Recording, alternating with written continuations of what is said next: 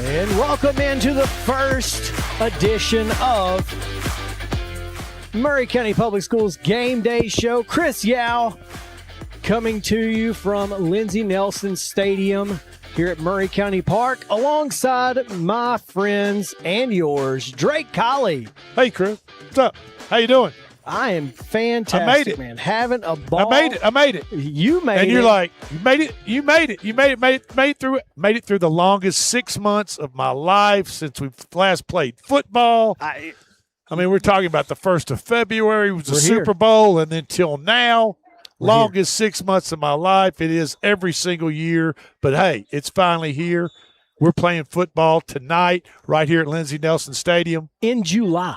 It's okay. That's love okay. It. I love it. I wish we played at least one game every month just to get just to get my fix in. I mean, just to get through. That's what kind of football junkie I am. I love it. And tell the folks who else we got with us. That's right. We've got the Assistant Superintendent of Operations, Mr. Eric Perryman, to my right, your left on the screen, and Athletics Director / Director of Nerd. If we went through all his list of titles, we'd be here all day. It's Chris Pointer down there on that end. These two guys, we just labeled them with their official titles. All kinds of titles. Listen, these cats right here, they do a little bit of everything. I'm just telling you. It's just not one job. They work way outside their parameters of their job description to make sure that nights like tonight happen. Am I right or am I wrong, Chris Pointer? Oh, where are you at? You're on 4. 1,000%. I mean, Mr. Perryman says it all the time. The work is the work. And we're not here. We don't have jobs if it isn't for these young people in these communities. And so we can't take that lightly. We can't take that for granted. And so every time that we put something on that has Maury County Public Schools, signature on it, then guess what? We have to come with a level of excellence. And one of the themes that, Mr. Perryman is etched in our mind this year is that we got to be better. And this is on all aspects of what we do. So, the ribs will probably be a little tender today at the hospitality suite. You know what I'm saying? And that's okay. The bologna will be better, and the ribs will be tender tomorrow morning for these kids too. Yeah. So after somebody gets lit up, the key is that we'll be better on all facets. So it's going to be a lot of fun tonight. We've got 5 Jamboree games tonight, and looking forward to it. And we're going to get to that here shortly. Here's the list. Here's the tonight's games are Mount Pleasant and Forest will square off in game number 1. That starts at 5 o'clock tonight, so we hope that if you haven't gotten out to Maury County Park that you get here on time. If not, 6 o'clock, we've got Battle Creek and Spring Station, a battle of Spring Hill schools. That's always a lot of fun. The Spring Hill Middle School Generals, they will take on Legacy, who apparently are the Lions, according to this logo here. That kind of has a ring to it, the Legacy Lions. I like it. I can understand that. It flows well. We got the better than like the Legacy Ducks. You know what I mean? I'm just saying. It's so much better. I like the Legacy Lions. They are green and yellow, though. Didn't we almost have a weird mascot like that? We did. Otters or something? The otters. Otters? I like otters. Yeah. My wife is a big fan of otters, but I don't know about being a mascot. One of the original names proposed for Battle Creek was McCutcheon's Creek, and they were going to be the McCutcheon's Creek Otters. Huh. And Battle Creek flows a little bit better than that. Yeah. A lot better. I'm glad they went with Grizzlies. Yeah, the S on McCutcheon's makes that real hard. It does. Yeah, that would have been tough for us, the broadcasters anyway. At 8 o'clock tonight, Whitthorne and Woodlawn. That's the prime time game right there, right? I mean, no, 9 o'clock, EA Cox. Oh, 9 o'clock, EA Cox. So it kicks off at 9 o'clock? 9 o'clock. That's past my bedtime. You can handle it. Okay. You can handle it. Up late tonight. And so we want to make sure everybody understands what's going on. I mean, we're at Lindsey Nelson Stadium coming to you live right now. That's right. And we are having the Maury County Public Schools Middle School Football Jamboree. And it's the last time that the scoreboard you see right behind me will be utilized for a football event. Well, 2 more times. 2 more times. 2 more. Both jamborees. Oh, I thought it was supposed to be. They tried. Oh, darn. And why is that? Well, why is this the last time we're going to be seeing this thanks to iconic scoreboard. Thanks to a that would look good in my man cave. Yeah, you know what I mean. A very contentious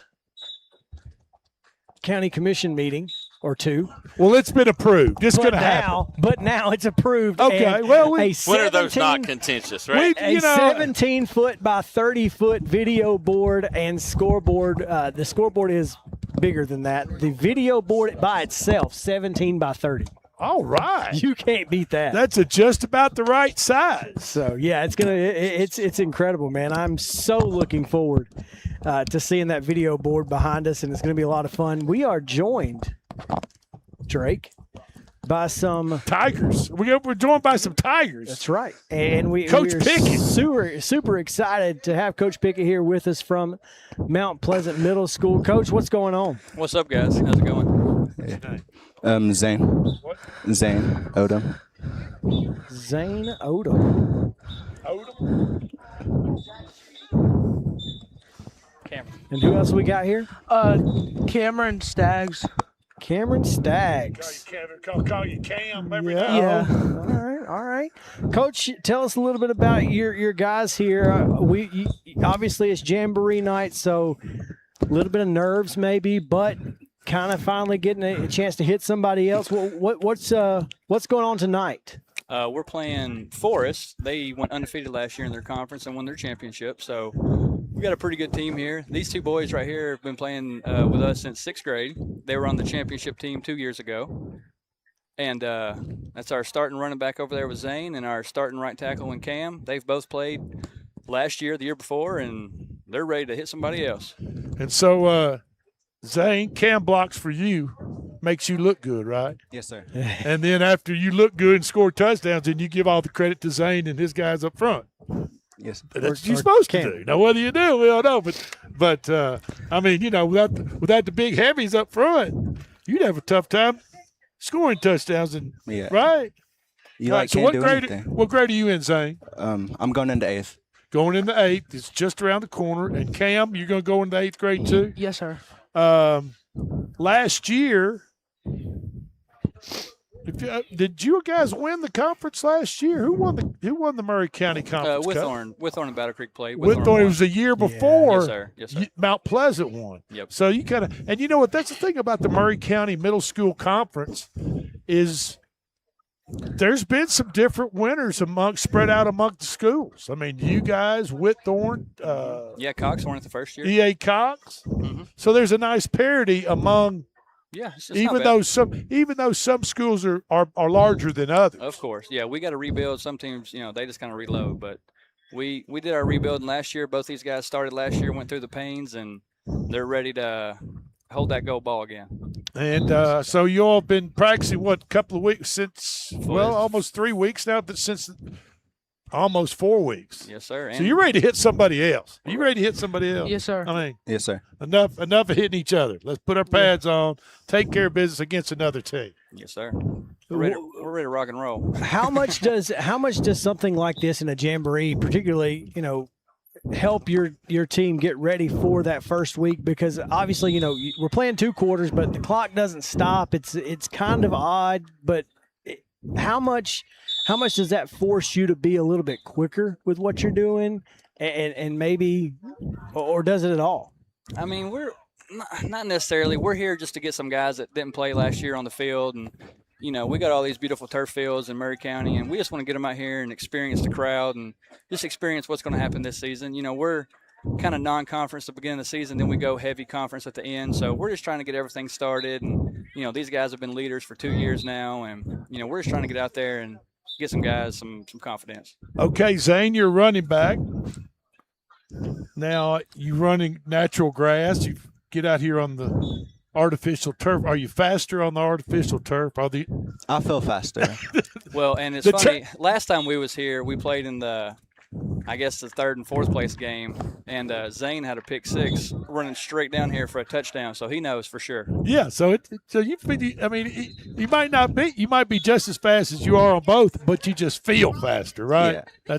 I understand that. Coach, what's your team this year? What can fans expect? What can people expect when they come out and watch your team?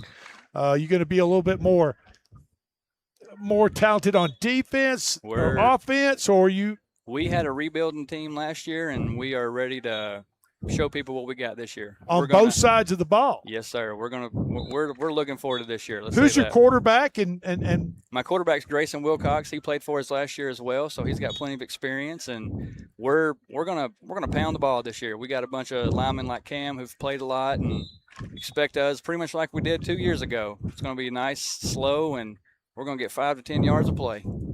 Oh, that's a bold prediction there. We'll make sure to write that one down, Coach, as we take it. Yeah, please go ahead and write that down and tell James that when he gets out here. All right, here we go. All right, guys, let me ask you this: who on the team's the biggest comedian in the locker room? Elijah Ellich. There was no hesitation. I mean, that was like lightning quick. Yeah, that Elijah, huh? He's the biggest comedian. Make everybody laugh, keep everybody a little bit loose. Yeah, for sure. And does anybody do a pretty good impersonation of Coach Pickett? I'm not.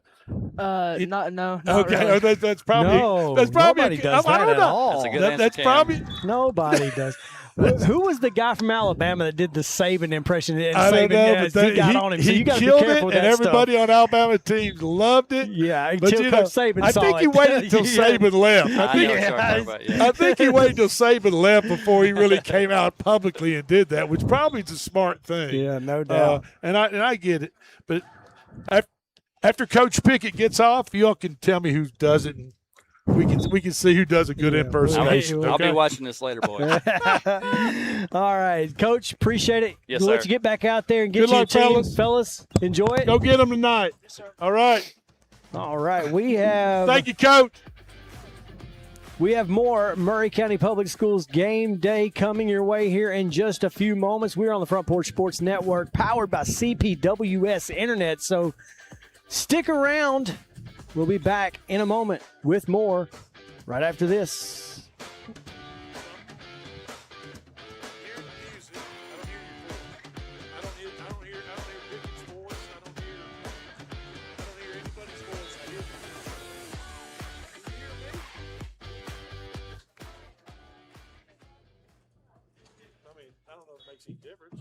When it comes to your internet, you shouldn't have to talk to a robot or someone halfway across the globe. At CPWS, you don't. We live and work right here in Columbia, providing local support you can trust and service that's built into the heart of our community. Right now, it's never been easier to make the switch. New customers can get CPWS internet for just $50 a month. Experience the difference of local service and blazing fast speeds. Call us today, 931-375-7777.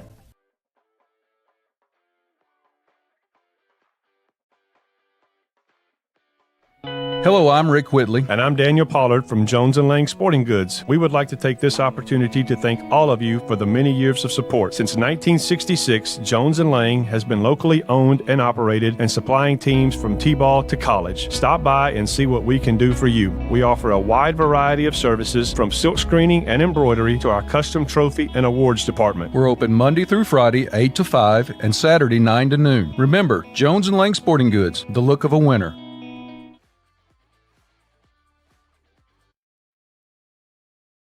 Hi, I'm Robert Rogers at Parks Motor Sales Buick GMC. And I'm Michael Parks Lawrence at Parks Motor Sales Buick GMC. Together, we're Mr. Bobby Parks' grandsons, and we run his dealership, and we are glad to be part of our local community. Being family owned and operated, we invest heavily in our community. We do things like sports teams, schools, bands, you name it. We try to help everybody we can. The reason why we do this is because we all love this community. So come do business with us, your neighbors, at Parks Motor Sales in Columbia, Tennessee, right off Nashville Highway, or at parksmotorsales.com.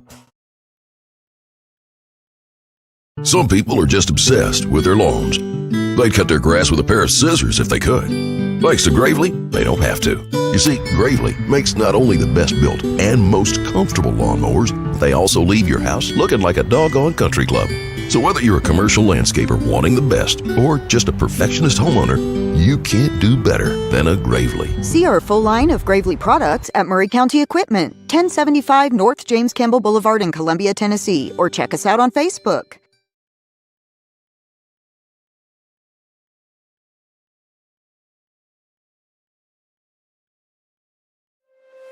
Is your insurance up to date in today's world? Foster Insurance Agency is an insurance agency you can depend on for your commercial and personal insurance needs. Foster tailors insurance coverage to meet your unique requirements stemming from years of experience and represents several top-rated companies such as Erie Insurance. Call Mike Ford or Jimmy Ford today at 931-388-8365 or stop by their convenient Columbia location at 204 West 4th Street. Foster Insurance, serving Middle Tennessee since 1952. Hi, I'm Jimmy Ford, Foster Insurance Agency here in downtown Columbia. We've been here since 1952, located at 204 West 4th Street. We specialize in commercial insurance. We write home, auto, and life insurance. We write anything from your bulldozer to helicopter, from churches to bars. Come see myself, Mike, Shelby, or Nikki. We'll be happy to take care of you. We specialize in service.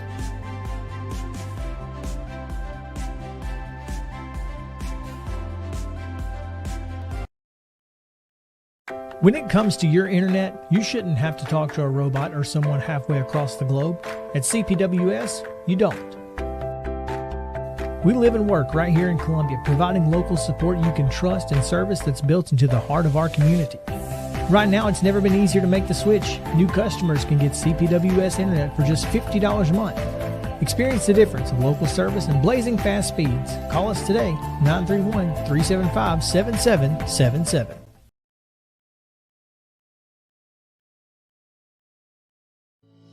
We at Hollins Pharmacy must be doing something right. We've been providing pharmaceutical services in the Middle Tennessee area for over 60 years. The guiding principles of our business are fast, accurate, friendly, personal service. We do not have long waiting lines, and our phone calls are answered by a staff member. We strive to get to know our customers by name, not just a date of birth or number. We are your locally owned hometown pharmacy, and we appreciate your business. We urge you to come visit us at Hollins Pharmacy, 1608 Hatcher Lane here in Columbia.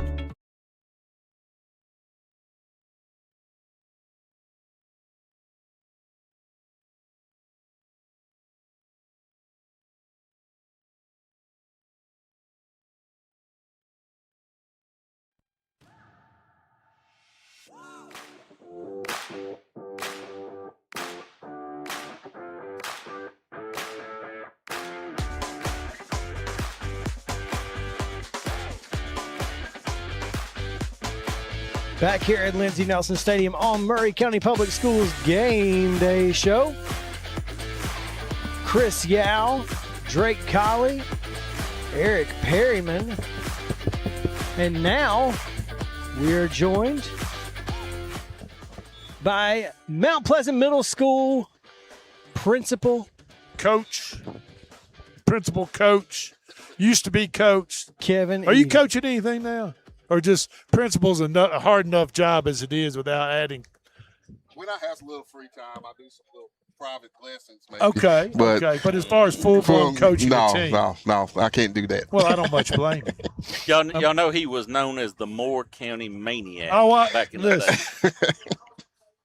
Wild man on the field. Have they not named a gym or a baseball field after you yet, down a football field after you down there in Moore County yet? With all those Logans and Bobos down there, I'm way down the list. You're way down the list?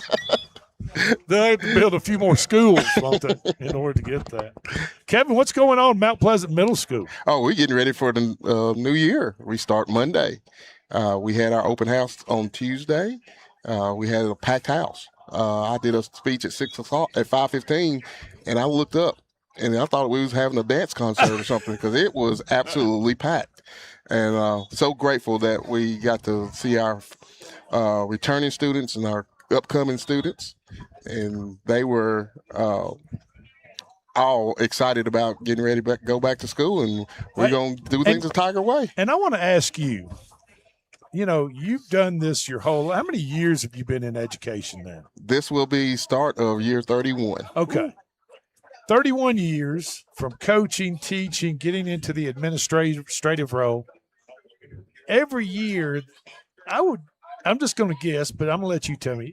Is there a little bit of excitement, a little bit of anticipation at the beginning of every year? Even though we talked about before we went on air that you don't get a summer break. Being a principal in the front office, you don't get 2 months off to go to the beach or go to see your family somewhere across the country. You're there at the school year round, but still, I mean, this coming Monday, classes start, right?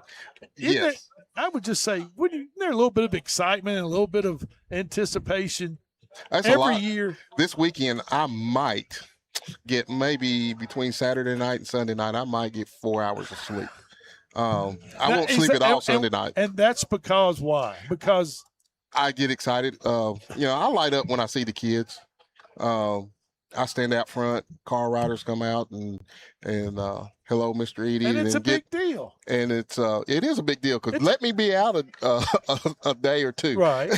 and see what stuff pile up. Mr. Perriman gets phone calls. Where's Mr. Edie? Now, with that being said, you talk about you're out front greeting people, and in middle school, those sixth graders are making a transition, right? They're going from grammar. Well, actually, the fifth graders. Right. Oh, it's the fifth graders now. Fifth, sixth, seventh, and eighth. Yeah. He's got 4 grades. You can't See, that figure just this shows you stuff how out. behind I am. Yeah, Okay, now, but even the fifth graders making that transition, and they're a little bit apprehensive about moving up from being the big dogs, so to speak, in grammar school to being put back down the totem pole, right? And it's you guys and the teachers, administration, that kind of make those guys feel welcome and relieve some of that anxiety. Yes, it's like I told the faculty today. We had a full faculty meeting, and we talked about building those relationships, getting to know those students. I said Monday, if you don't do anything, get to know some of your students, find out something about each one of your students. I try to find out something about each one. I might not know their full name, but I can say, "Hey, you're the soccer kid. You're the hunter. You like to go hunting." Right. And then you make up a nickname, and you don't have to remember that. Exactly. And you're touching base with them, and you're saying to them, "I see you out there. I see you." Then you're not just back down on the totem pole. Now, to me personally, that makes me feel like you know something about me, which is kind of cooler than you know my name. Right. You know what I mean? Some of my hobbies that I do or what I'm interested in, you know that about me, and you're the principal, and you don't have to do that, but it makes them much more at ease and being able to acclimate into a brand new environment for them. Yes, and I have to remind myself, some of the kids are 9 years old walking in. Some of those fifth graders, they're 9. For about a month. They're 9 years old. And you can see it in their eyes when they come in, even though they've been on a visit during the day, visiting the summer, open house night. They come to our ball games. We invite them over to our dance performances and everything.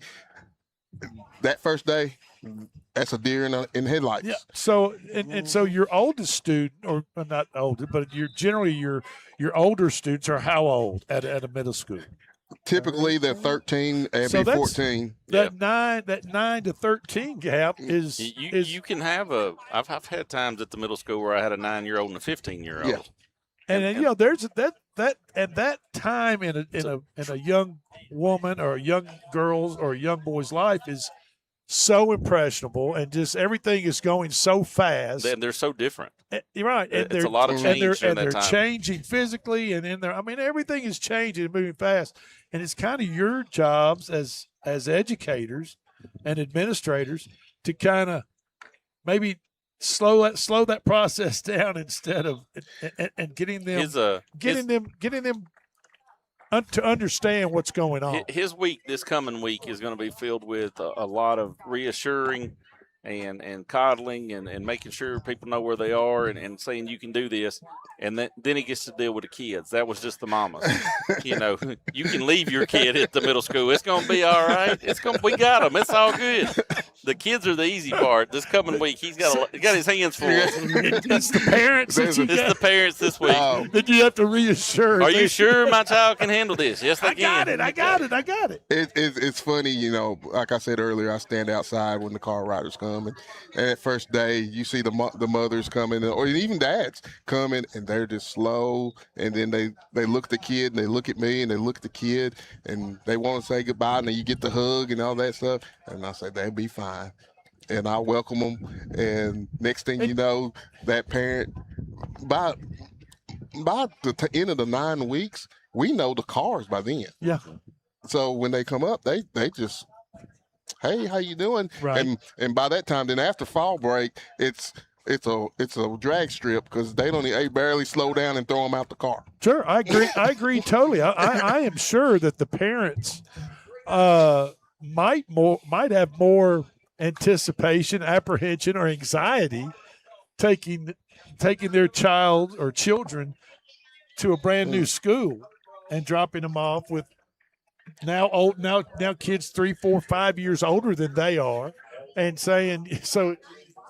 Well, I can say this: if I could choose a middle school for my kids, wherever Kevin Eady's at, that's where I'd want them to. Oh, now. No, you pay people before you get up here, Kevin? I'm serious. I have no problem. I have no problems dropping my kid off wherever Kevin Eady's in charge. Now, we're at a sporting event. And by the way, we are field side and coming to you live, streaming live for the Murray County Public Schools Middle School Football Jamboree. There are 10 teams involved tonight. People are literally pouring into Lindsey Nelson Stadium right now at the Murray County Park next to Columbia Central High School. And we're going to have 10 teams competing through probably 10 o'clock tonight. So it's going to be a big deal. We got about 75 or 80 football players out on the field right now. This place is livening up for sure. Forrest brought a little army with them tonight. And Mount Pleasant did too. Since we're talking middle school sports, Coach Eady, were there any movement among the coaching staffs this year, including basketball, football? The only change in my coaching staff is Lee Williams is now my baseball coach, and Nayland Roberts has moved up to the high school, and which they work together. They're fine. Everything's going to be good. Lee was our baseball coach about 4 years ago. They're so old it's school good. Mount Pleasant guys. I've known them. The Roberts and the Williams have been around for many years. They both came through here already. I've seen both of them in the last 10, 15 minutes. Yeah. And so I'm really, really excited. This is probably the second year that we've been pretty much stable in our coaching situation, which is important. And the best thing is I didn't have to come out of retirement again like I did 4 years ago. Thank goodness. What did you coach 4 years ago? I did the girls basketball team. The lady that was coaching and got a job in another state. How many technicals did you get that year? I didn't get any. Good for you. Right. You know what? Wait a minute. Good for you. I don't know if I ever teed you up or not. I think yeah, you got me once. He did host a post game wrestling match down at his school about 4 years ago. Great video footage of one Kevin Eady out there in the lobby going at it. What? Did you have a scuffle go down before a game that you had to square away? How did that go? I'm gonna leave that one alone. Okay. All right. Lawyers are done with it. Lawyers are done with it. We can talk about it. We do not have to go there. We don't have to go there. There's no NDAs or anything. No. With. Okay. Rumble in the jungle in Mount Pleasant. Chris, can you run down the slate of games real quick for the folks? That's right. We've got Mount Pleasant and Forest coming up here at 5 o'clock. You can catch that game on 101.7 FM WKOM. Make sure to tune in if you're watching us on YouTube. You can also watch them on FPSN, Facebook, YouTube, Twitch, Twitter. FPSN, look for the Front Porch Sports Network. That's right. Battle Creek and Spring Station, the battle for Spring Hill coming up a little bit later at 6 o'clock. 7 o'clock, Spring Hill and Legacy. 8 o'clock, Whitthorne Woodlawn, and at 9 o'clock in the nightcap, it's E.A. Cox and Richland. Richland varsity is at your place. They're at Mount Pleasant tonight today with the high scrimmage. And I saw the cars pulling in as I was leaving the school, so I think it's on. Tailgating and everything else. It's going to happen at Mount Pleasant. It's good, and the people will leave here and run straight to the high school. Okay. National Anthem's playing. Maybe we ought to. Well, you want to take a little quick break? Let's do it. You want to take a quick break? We're going to take a quick break, folks, and catch the National Anthem, and we'll be right back after this message.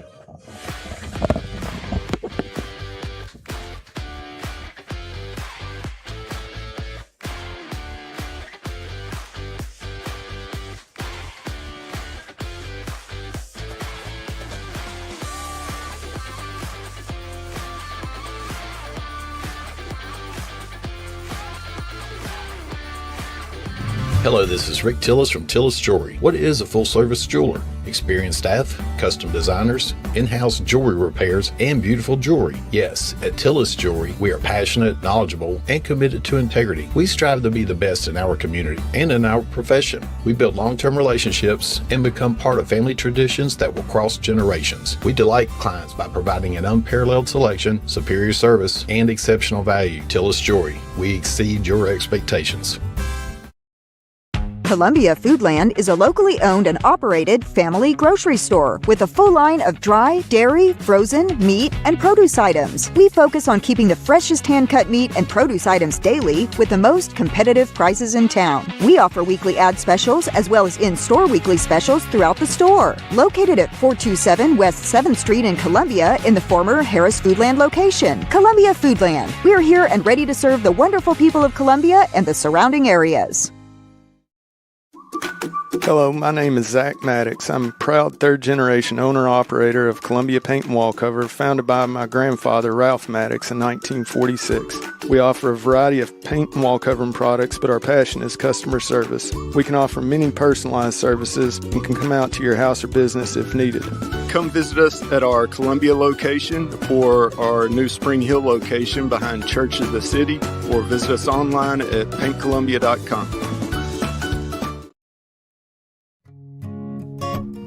Hey, this is Trip Stoltz, owner of Columbia Ace Hardware.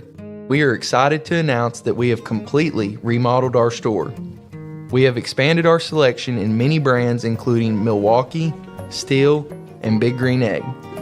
We have new inventory arriving daily, so come see the changes for yourself at 112 East James Campbell Boulevard, Columbia, Tennessee. Ace is the place with the helpful hardware, folks. In our connected world, a strong, reliable internet connection isn't just a luxury, it's a lifeline. For work, for school, for staying in touch. That's why when you need assistance, you want someone you can trust. Someone who knows your community and understands the unique needs of your neighborhood.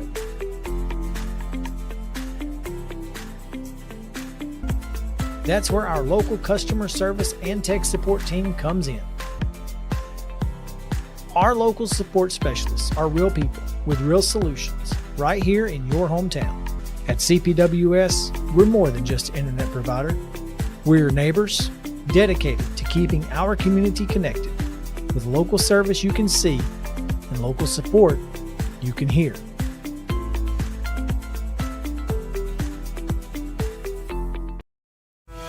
Stan McNabb Chevrolet, serving Columbia and the surrounding area since 1980. Stan McNabb Chevrolet is family owned and does their best to make you feel like you're a part of the family. Commitment to customer service is the highest priority. Whatever your vehicle needs are, from sales to service, Stan McNabb is here to help. Stan McNabb Chevrolet is a dealership that cares about this community. Visit us online and get started today. Stan McNabb Chevrolet, where excellence and community converge.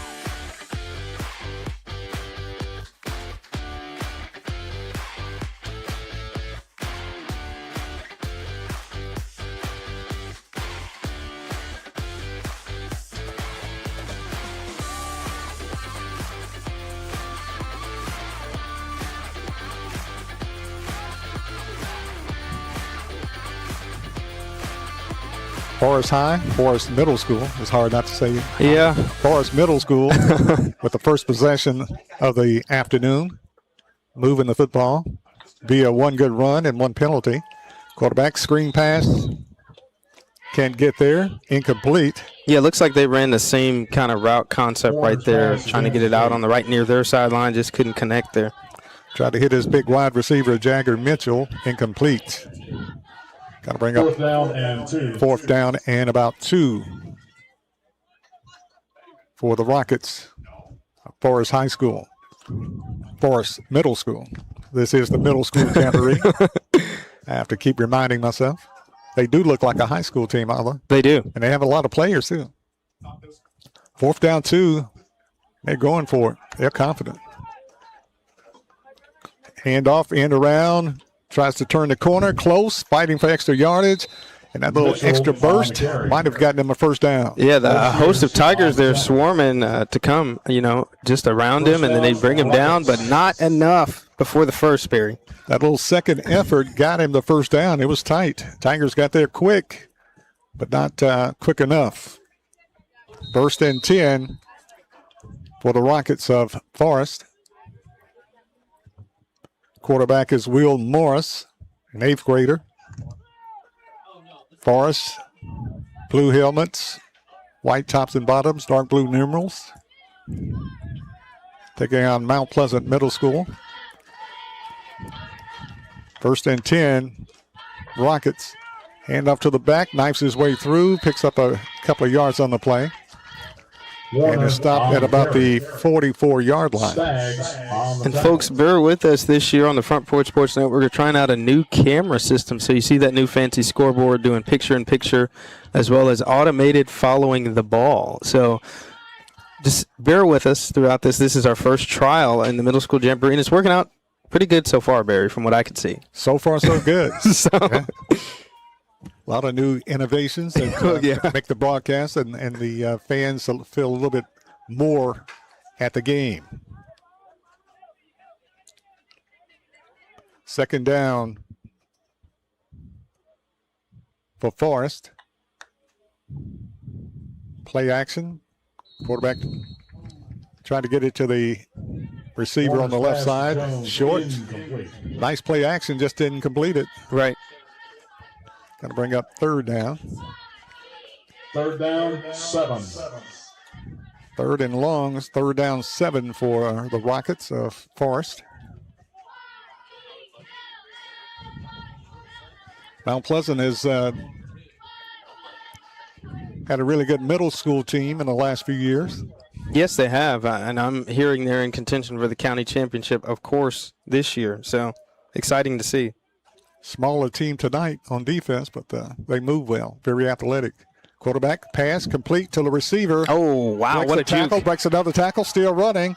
Down to the 40, down to the inside the 35-yard line, close to the 33, near the 33. Whoa, he put the juke move on there, Barry. Yes, he did. Jagger Mitchell.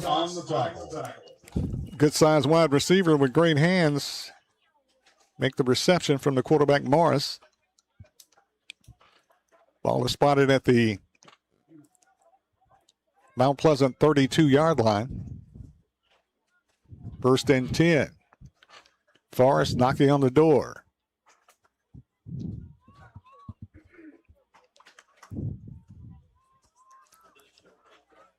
$14 minutes.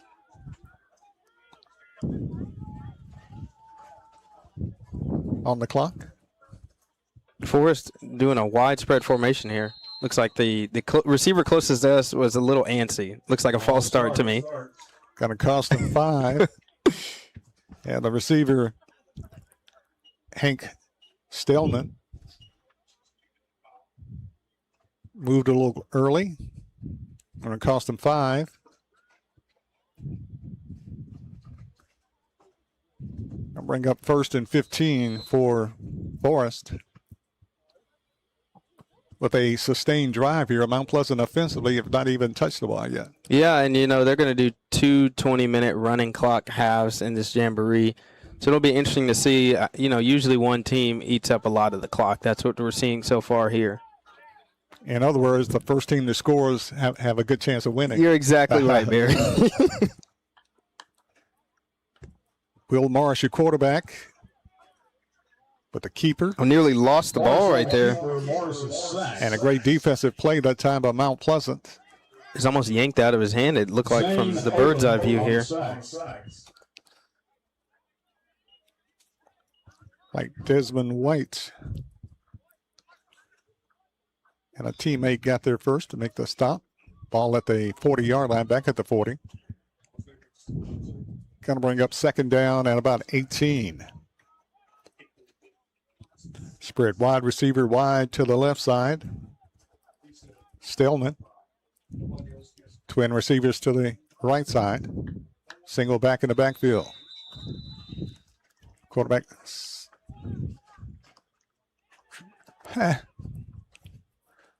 Drew him off with the snap count.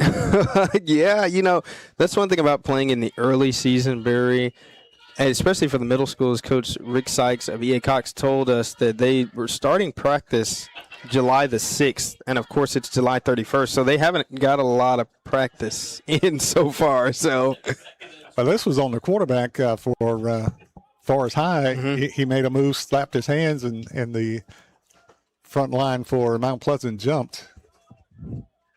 So it was a good play on the quarterback's part, I guess.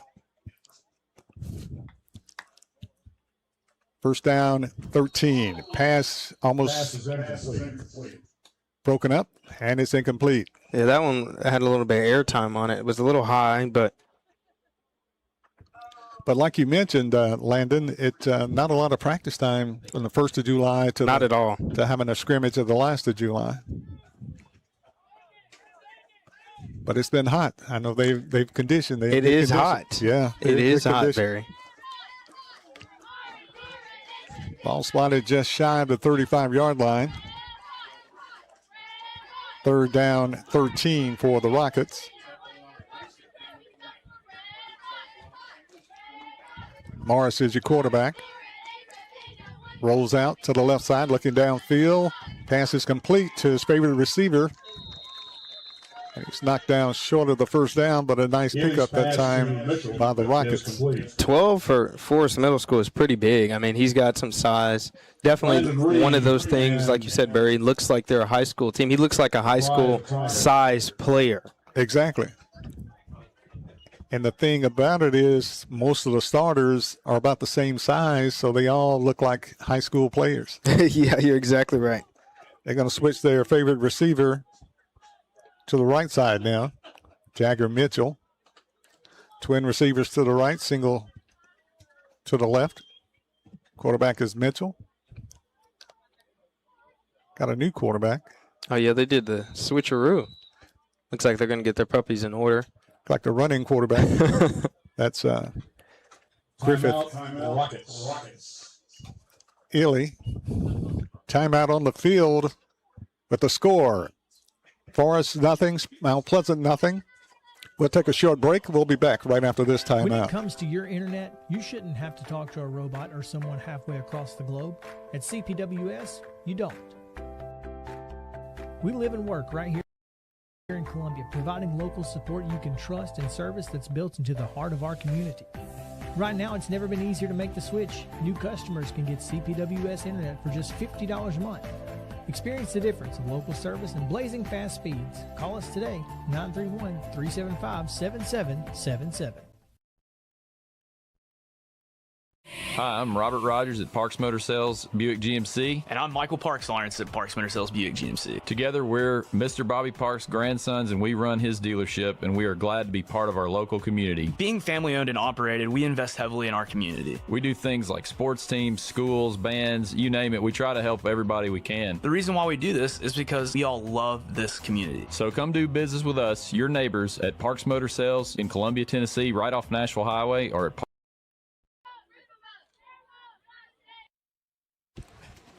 Back at Lindsey Nelson Stadium, I'm Barry Duke, along with Landon Sechrist, bringing you middle school Jamboree football. 10 minutes left in the first half here. Mount Pleasant with the ball. Check that Forest with it. Quarterback rolls out a hill. Breaks a tackle, and that's why he's in there. Runs and gets the first down. Yeah, he is running. He's the running quarterback. Looks like a little fullback running the football. Yes, he does. Rolls out to the right side, gets the first down. And Forrest First down, Rockets. gets the first down.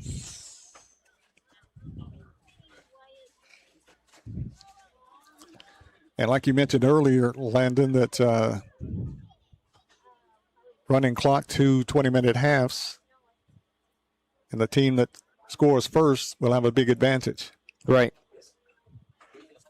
Ball spotted at about the 23-yard line. First and 10, Rockets knocking on the door. Very much a sustained drive by Forest Middle School. Low snap, quarterback breaks the tackle, picks it up, and maybe got a yard, maybe 2 yards out of the play on a broken play. Yeah, I mean, he ducked his head and still managed to get a couple of yards.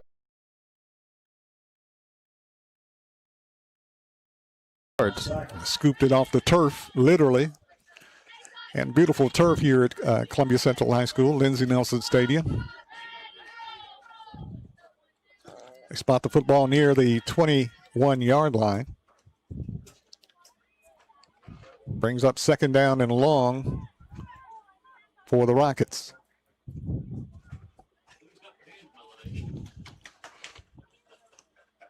Quarterback with the snap, hand off to the back, hit in the backfield, slung down. Oh, he won't go down. There you go. Slung around and finally slung down. Warner on the carry. And a great play that time by the Mount Pleasant linebacker. Warner sacks. And coming up there, Dakota Staggs, 8th grader for the Tigers, making the hit for Mount Pleasant Middle School. Big defensive play that time by Dakota Staggs.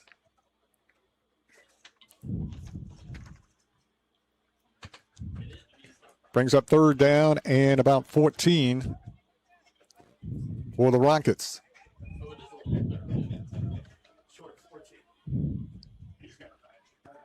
Quarterback in the shotgun. Play action, quarterback keeper tries to turn the corner, breaks the tackle, slung and slung again, and flag goes down. 2 flags down.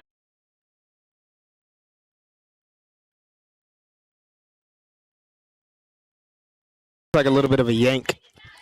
The flag before he got yanked. Holding, offense, face mask, defense, they offset. Sometimes it happens like that. Yeah. Offsetting penalty.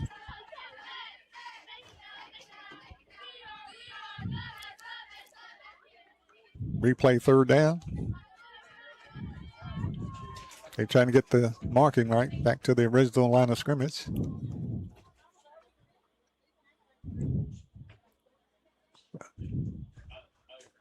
They don't look too confident in the marking of the football. They do not. They do not.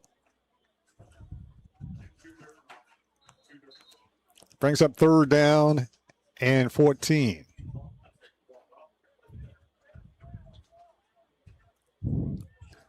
Forrest playing 2 quarterbacks. The running quarterback, Griffith Illy. And they bring the passing quarterback back in. They bring in Will Morris. Morris in. Morris rolls out to the left side under pressure, breaks a tackle, still running. Oh, Hammer. what a hit.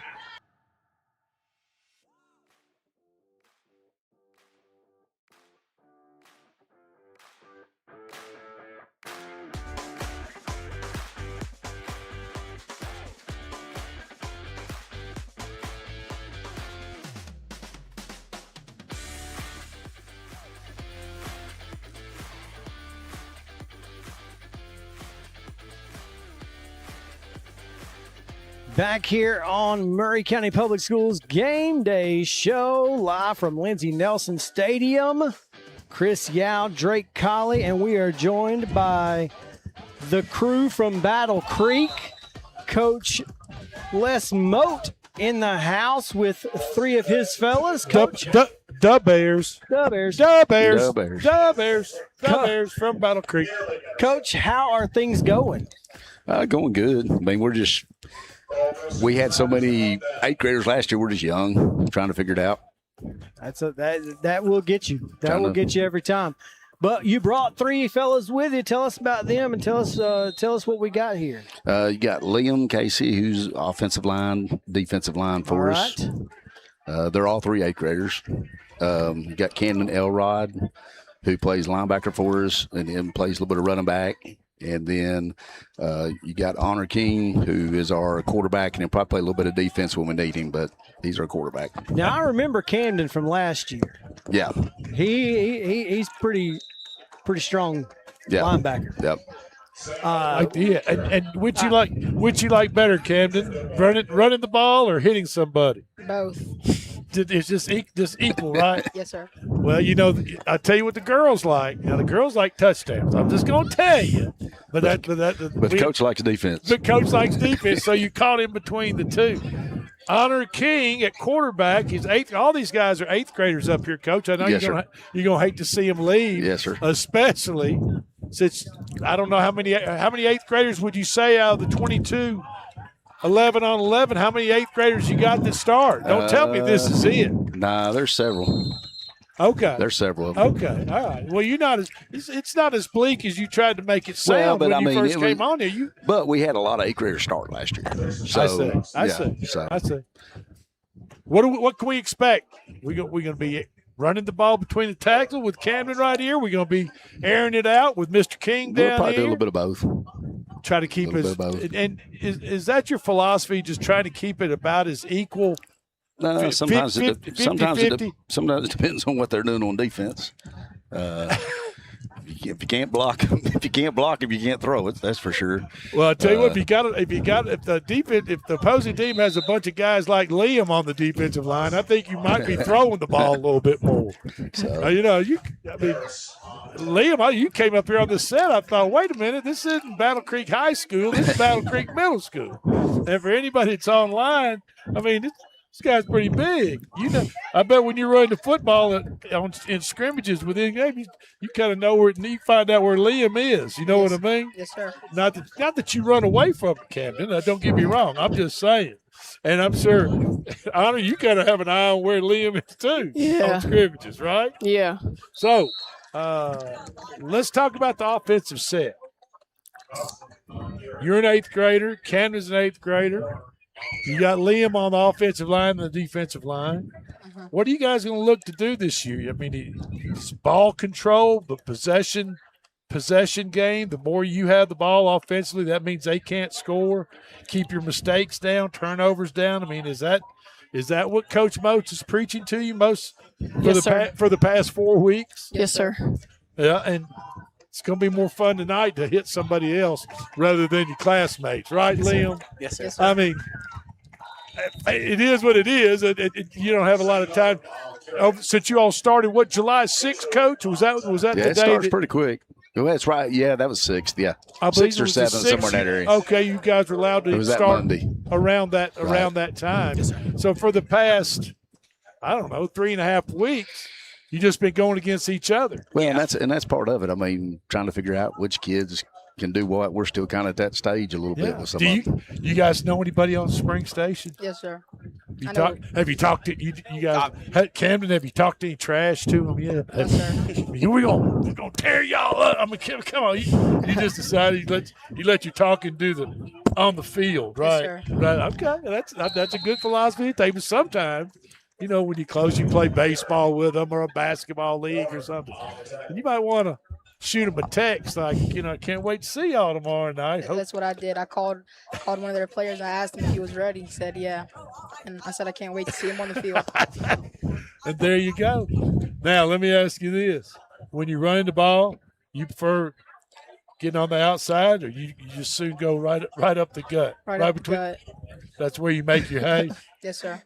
Would you rather deliver the hit or be hit? Deliver the That's hit. right. Sure. Coach Moats, all good running backs know how to deliver a hit, right? That's kind of the way. That kind of translates to being a linebacker too. That's right. If the guys think they're really going to put a pop on you and you're a running back, you want to let them know, hey, I can deliver a hit too, even though I'm the ball carrier. Yes, right? sir. Now, Honor King, Yes, Who sir. you looking at wide receiver wise? Who do we need to look for you maybe picking out some favorite targets? Probably Leo Greco. He's probably a good target. Axel too. I don't know his last name, but he's pretty good. Is he in a band? No, I don't think so. Axel Barkley. Okay, Axel Barkley. Okay. Yes, sir. Yeah. So those two guys. What about your tight end? Do you utilize the tight end much or not much? We no. run a lot of tight sets. I mean, it's not. I mean, tight end wing sets. So it's kind of. I mean, it's not really tight end. It's just kind of a flex. I got you. Who's the funniest guy in the locker room? Who's the comedian? Devontae's pretty funny. Who? Devontae. Devontae who? Do you know his last name? Hughes. Jones. Hughes. Devontae Hughes? It's Hughes. Is he the funniest guy in the locker room? He's pretty Anybody do an imitation of Coach Moats? Does anybody come out and do? All of us. Maybe after the season's over. You 8th graders, after the season's over, maybe you can come out with something like that.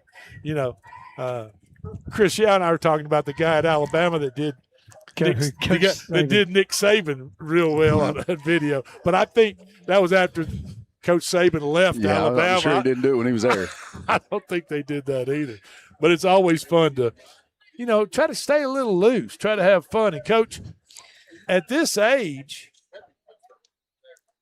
and at practice with kids these age, young men this age, you're in the process of teaching them, but you're also in the process of them having fun and not getting burnt out. Oh, absolutely. I mean, if they don't have fun, it's not. I mean, they ain't gonna, and so, as a coach, you try to do that, don't you? You try. I mean, you're not as sometimes. Is he as hard as he seems like? No. He's not. He's not. Sir. I'm pretty laid back. And for people, they're all shaking their head. No, Coach Moats is a nice guy. He just wants to make sure we're doing the right thing. That's right. Listen to what he's coaching you to do, right? Yes, sir. Who you got as assistants this year? Let's see. Well, that's where we're a little short right now. I've got Mike Williams and Evan Williams, and then I got Evan Williams, Brian Reeser. Then we got a couple still. going through the process. Sorry. and so. They say it takes a village to raise a child. I don't know how many people it takes to.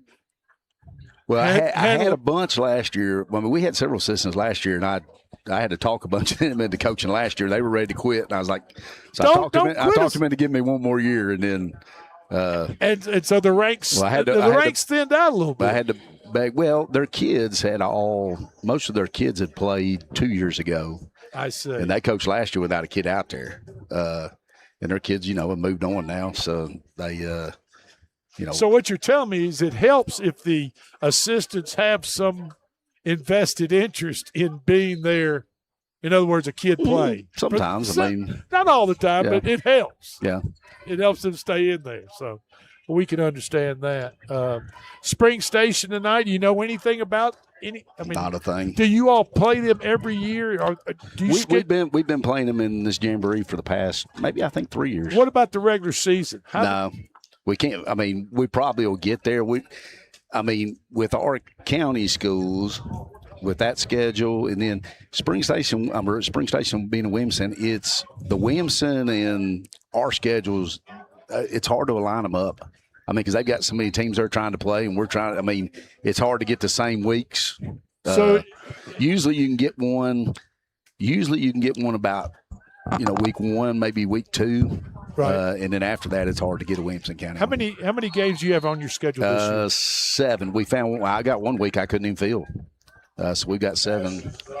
I tried everybody around in this area. Ultimately, obviously 8 would be a full. Right. And it's just hard to believe it. You can't. Yeah. Well, and it's not that they don't want to play you. They just their schedule and our schedule just doesn't. Because they just like us. It's not as easy. It's not like high school ball where everybody's got kind of the same off weeks. Yeah. Exactly. Because everybody's county is different, so they all set different county schedules. Sure. And you have to kind of work around everybody else's county schedule, and it's hard to. It's hard to do it. Yeah. Well, I tell you what, that's why a lot of teams end up. I think we're doing one this year of a Tuesday night game, but that's why they end up with some of these Tuesday night games and Thursdays, just trying to get other teams in. Well, I tell you what, these three eighth graders you brought up here with you, I could just kind of look in their eyes. They got their game face on, Coach. They're serious. They don't mind cracking a smile, but for the most part, they're pretty serious about what their job ahead of them. And if I'm Spring Station, I'm probably a little bit worried about what's going to happen to me tonight, especially you, Camden, when you get hold of your friend over there. I was going to say, do you guys have friends? I mean, obviously, they're right down the street from you guys. So I'm sure you run into somebody at church or something that kids that go to school with. Camden said he had one. He texted. He said, "I can't wait to see you on the field." So you guys got real bragging rights on the line here. Explosion emoji, or some type of a skull with the crossbones, across there, whatever you guys put. Somebody up. Say, yeah. I don't know about all that. Put a pancake on them or something. Yes, sir. Okay. All right, guys. Thank you guys for being with us. Thanks for visiting with us. We appreciate you. On the Front Porch Sports Game Day show on the Front Porch Sports Network, powered by CPWS Internet. We're going to send you back up to the booth where Barry Duke is on the call. Yeah. Thank you, guys. Appreciate you. Thank y'all. Good luck, man.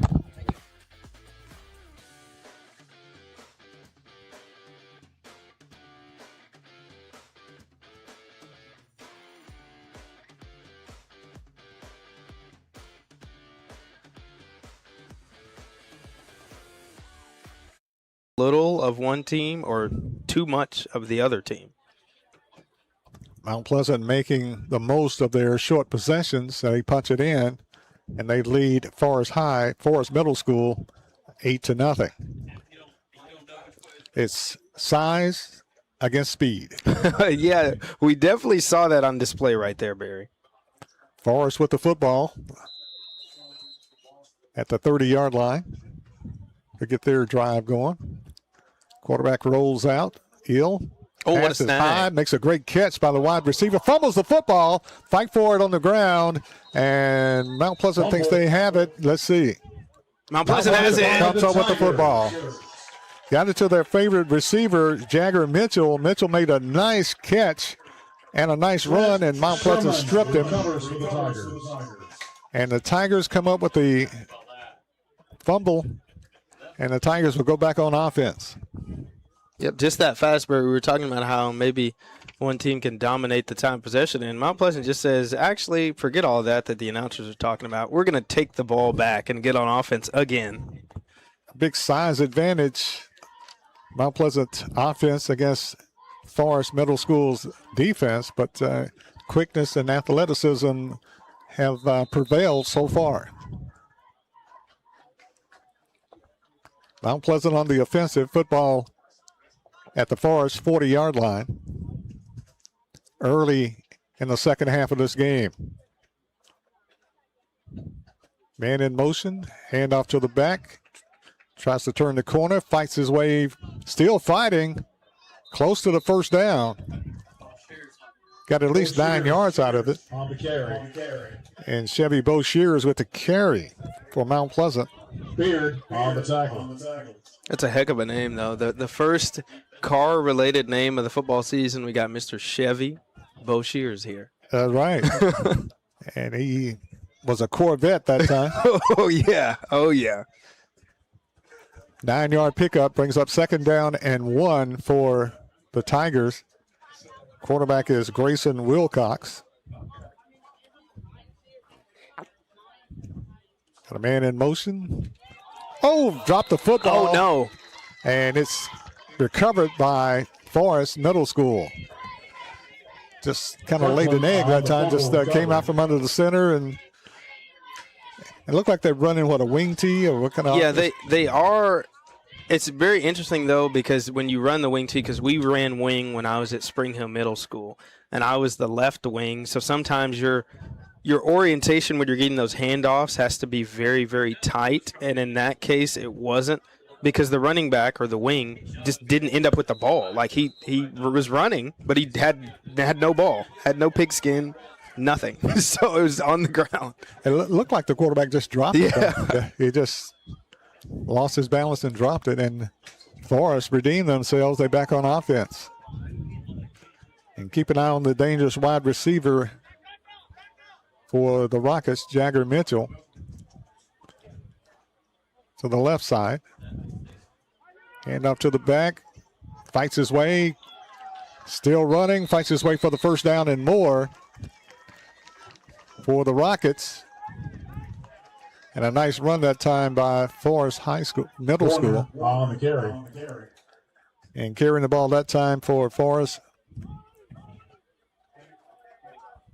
McClintock on the tackle. First down. Rockets. Was Morris. So Rockets with the first down. They redeem themselves after they fumble. And Mount Pleasant fumble, and Forest with the first down. Screen pass. So the receiver breaks the tackle, running down the sideline. Breaks another tackle and finally knocked down by Mount Pleasant's Hodgson. Miles Hodgson. And Mount Pleasant with a man down. He gets up.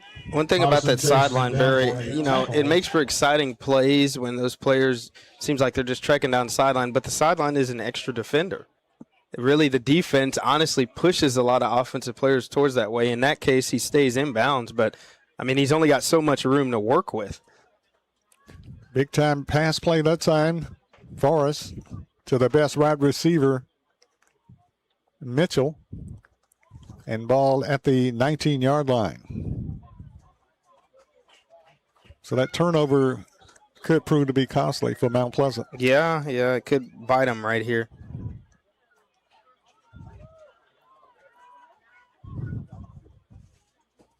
They've got Illy in at quarterback. Hand off to the back, spins. Ooh. Breaks the tackle, still fighting, still spinning, and gets it down near the 5-yard line. That was impressive. Bo Shears on the tackle. Bo Shears makes the tackle, and nice run that time by Forrest. And that time it was Wyatt Warner. They got to mark him at about the 8. First and goal from the 8 for the Rockets. And offensively, this is when it really helps, really counts, when you got bigger front line and bigger running backs and quarterbacks. Yep, you can just kind of will your way in there.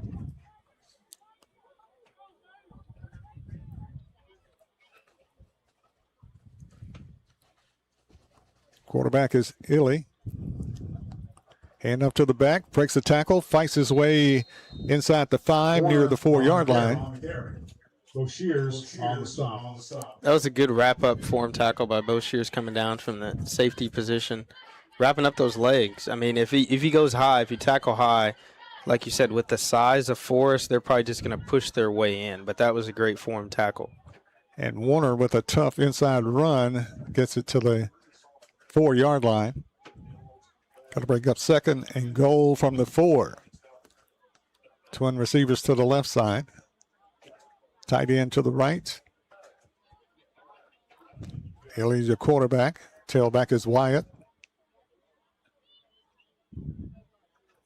Hand off wide inside. No, quarterback keeper gets it into the end zone. Touchdown for Forest Middle School. Forest with the run. Quarterback Griffith Illy takes it to the house from the 4. And Forrest gets on the scoreboard. That was pretty sneaky. A little deception. Obviously, it fooled us a little bit. Yes, it did. It did. They're going for 2 to tie this game. Forrest, after scoring. I wonder, technically, do you have to go for 2 in these jamborees since there's no special teams? Or could you kick a field goal and it just be not a live play? I don't know the answer to that. Not 100%. I don't know either. But I would think you would have that option if you had your kicking game together. But like I said, it's early in the season. Going for 2. Hand up to the back. Fighting close to the goal line. Did he get in? Barely. And late whistle says yes, he got in. Forrest ties the game up on a 2-point conversion. And the score. Mount Pleasant Middle School Tigers 8. Forest Middle School 8. We'll be back with this quick break. This is Trip Stoltz, owner and manager at Columbia Ace Hardware. We have changed our store hours to better serve our community. Columbia Ace Hardware is now open from 7 to 7 Monday through Friday, from 8 to 4 on Saturday, and closed on Sunday.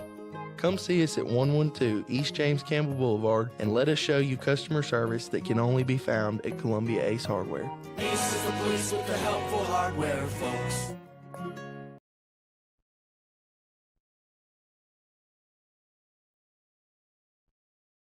Columbia Foodland is a locally owned and operated family grocery store with a full line of dry, dairy, frozen, meat, and produce items. We focus on keeping the freshest hand-cut meat and produce items daily with the most competitive prices in town. We offer weekly ad specials as well as in-store weekly specials throughout the store. Located at 427 West 7th Street in Columbia in the former Harris Foodland location. Columbia Foodland. We're here and ready to serve the wonderful people of Columbia and the surrounding areas.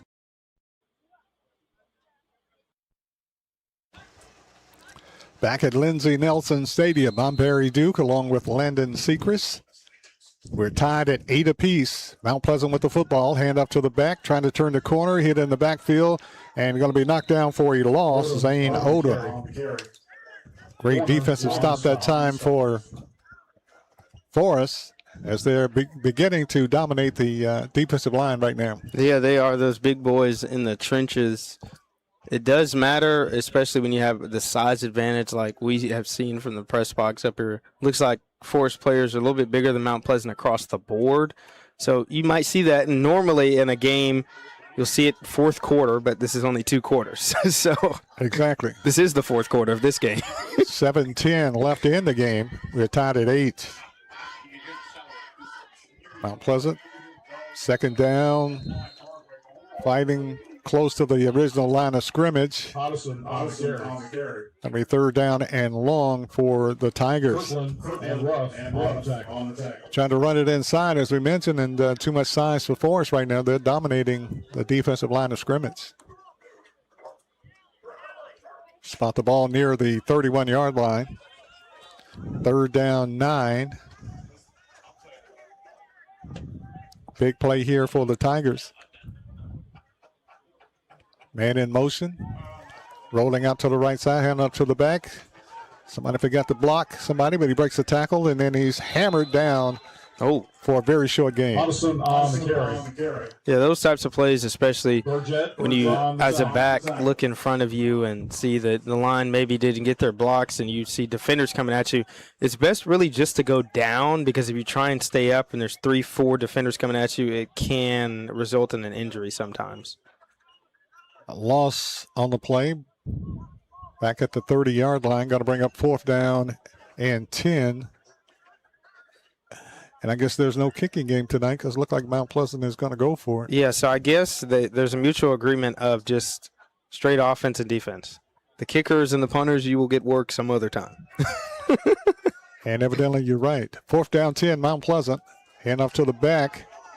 Tries to turn the corner. Got a little running room and not much, and it's shut down. And Forest will take over at about the 32-yard line of Mount Pleasant. Jarris on the tackle. Zane Odom, nowhere to go. They're going to give him benefit of the doubt. They're going to mark him at about the 32.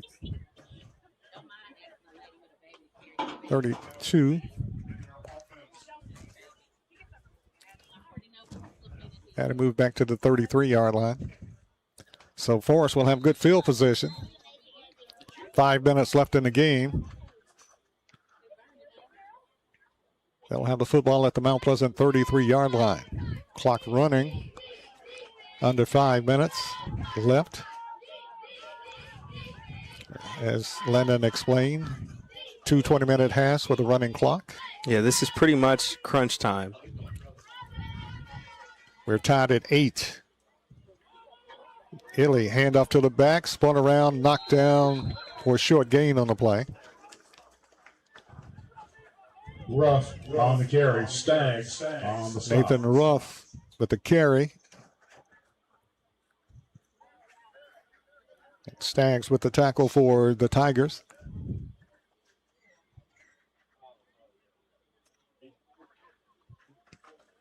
No gain on the play.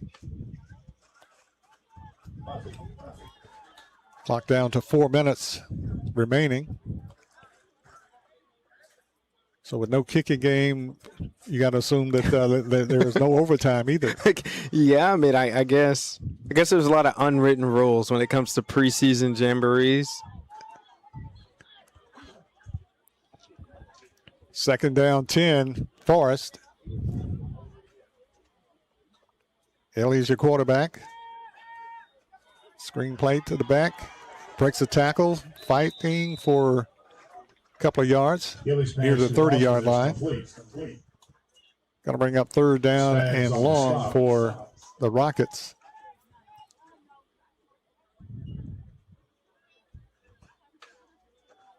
Mount Pleasant takes a little size out and puts a little size back in up front. Coming out is Case Sharp, in is Cameron Staggs.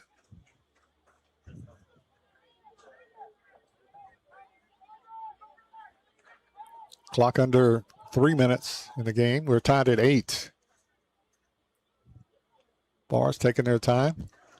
Quarterback keeper breaks the tackle, fighting close to the first down. They're going to be knocked back. And short of the first down.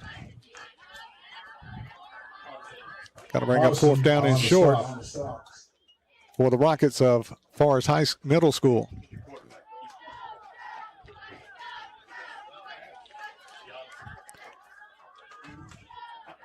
Fourth down and a long 3 for the Rockets.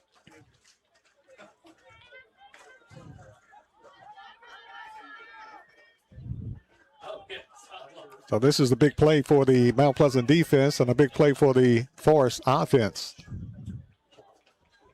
Fourth and about 3, 2 minutes to go in the game.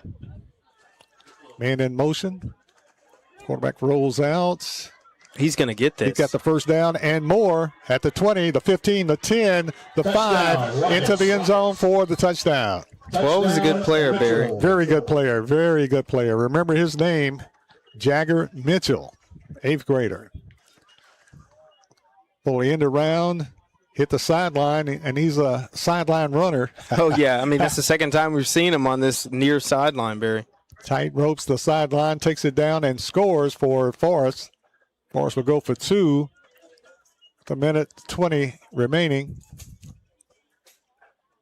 And they can really take their time now as the clock is running.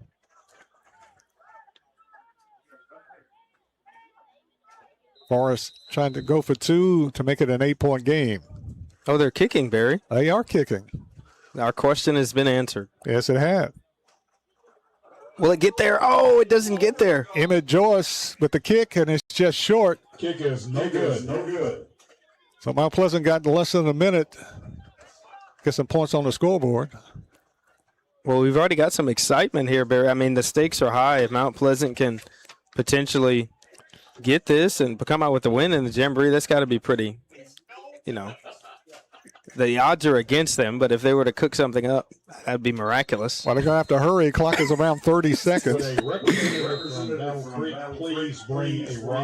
30 seconds left.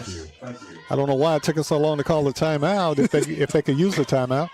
Yeah, I don't know if they have if they have Hail Marys cooked up in the Jamboree early this season. I don't know. Maybe they might have 6th graders in at this stage of the game to get reps. So I don't really know what to expect here, Barry. They lost about 15 plus seconds. They did. Yeah. 30 seconds to go in the game. Mount Pleasant trails as Forest leads Mount Pleasant 14-8.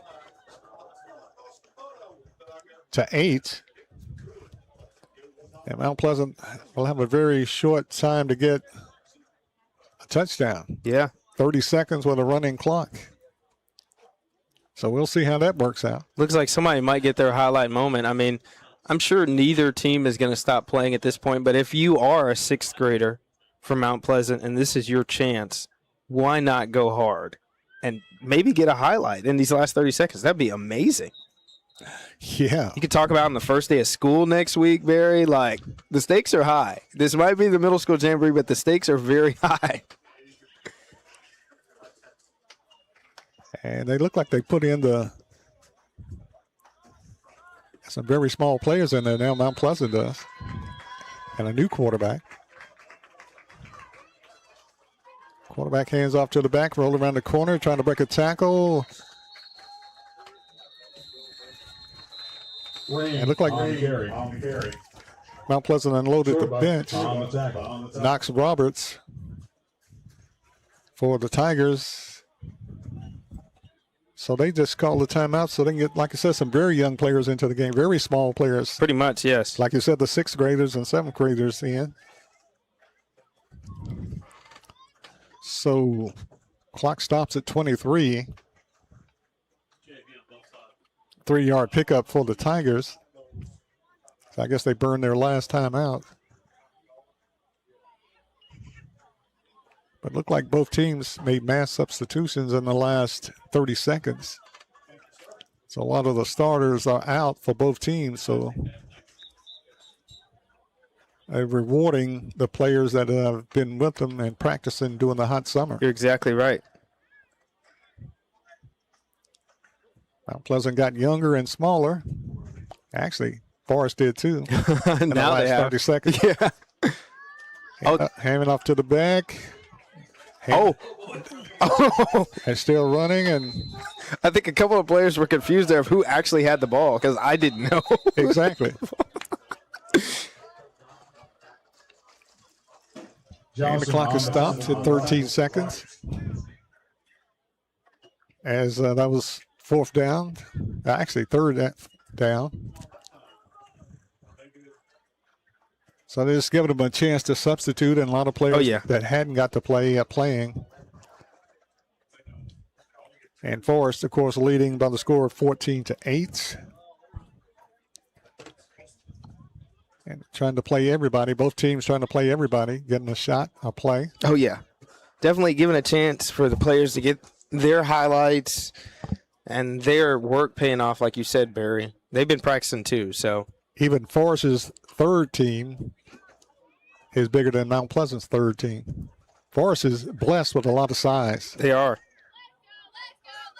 All the way straight up and down. Perhaps the last play of the game, Mount Pleasant. Hand off to the back, hit in the backfield for a loss on the play, or no gain. And the clock's going to run out. Final score, unless they can get it up, they don't. Final score, Forest Middle School winning over Mount Pleasant.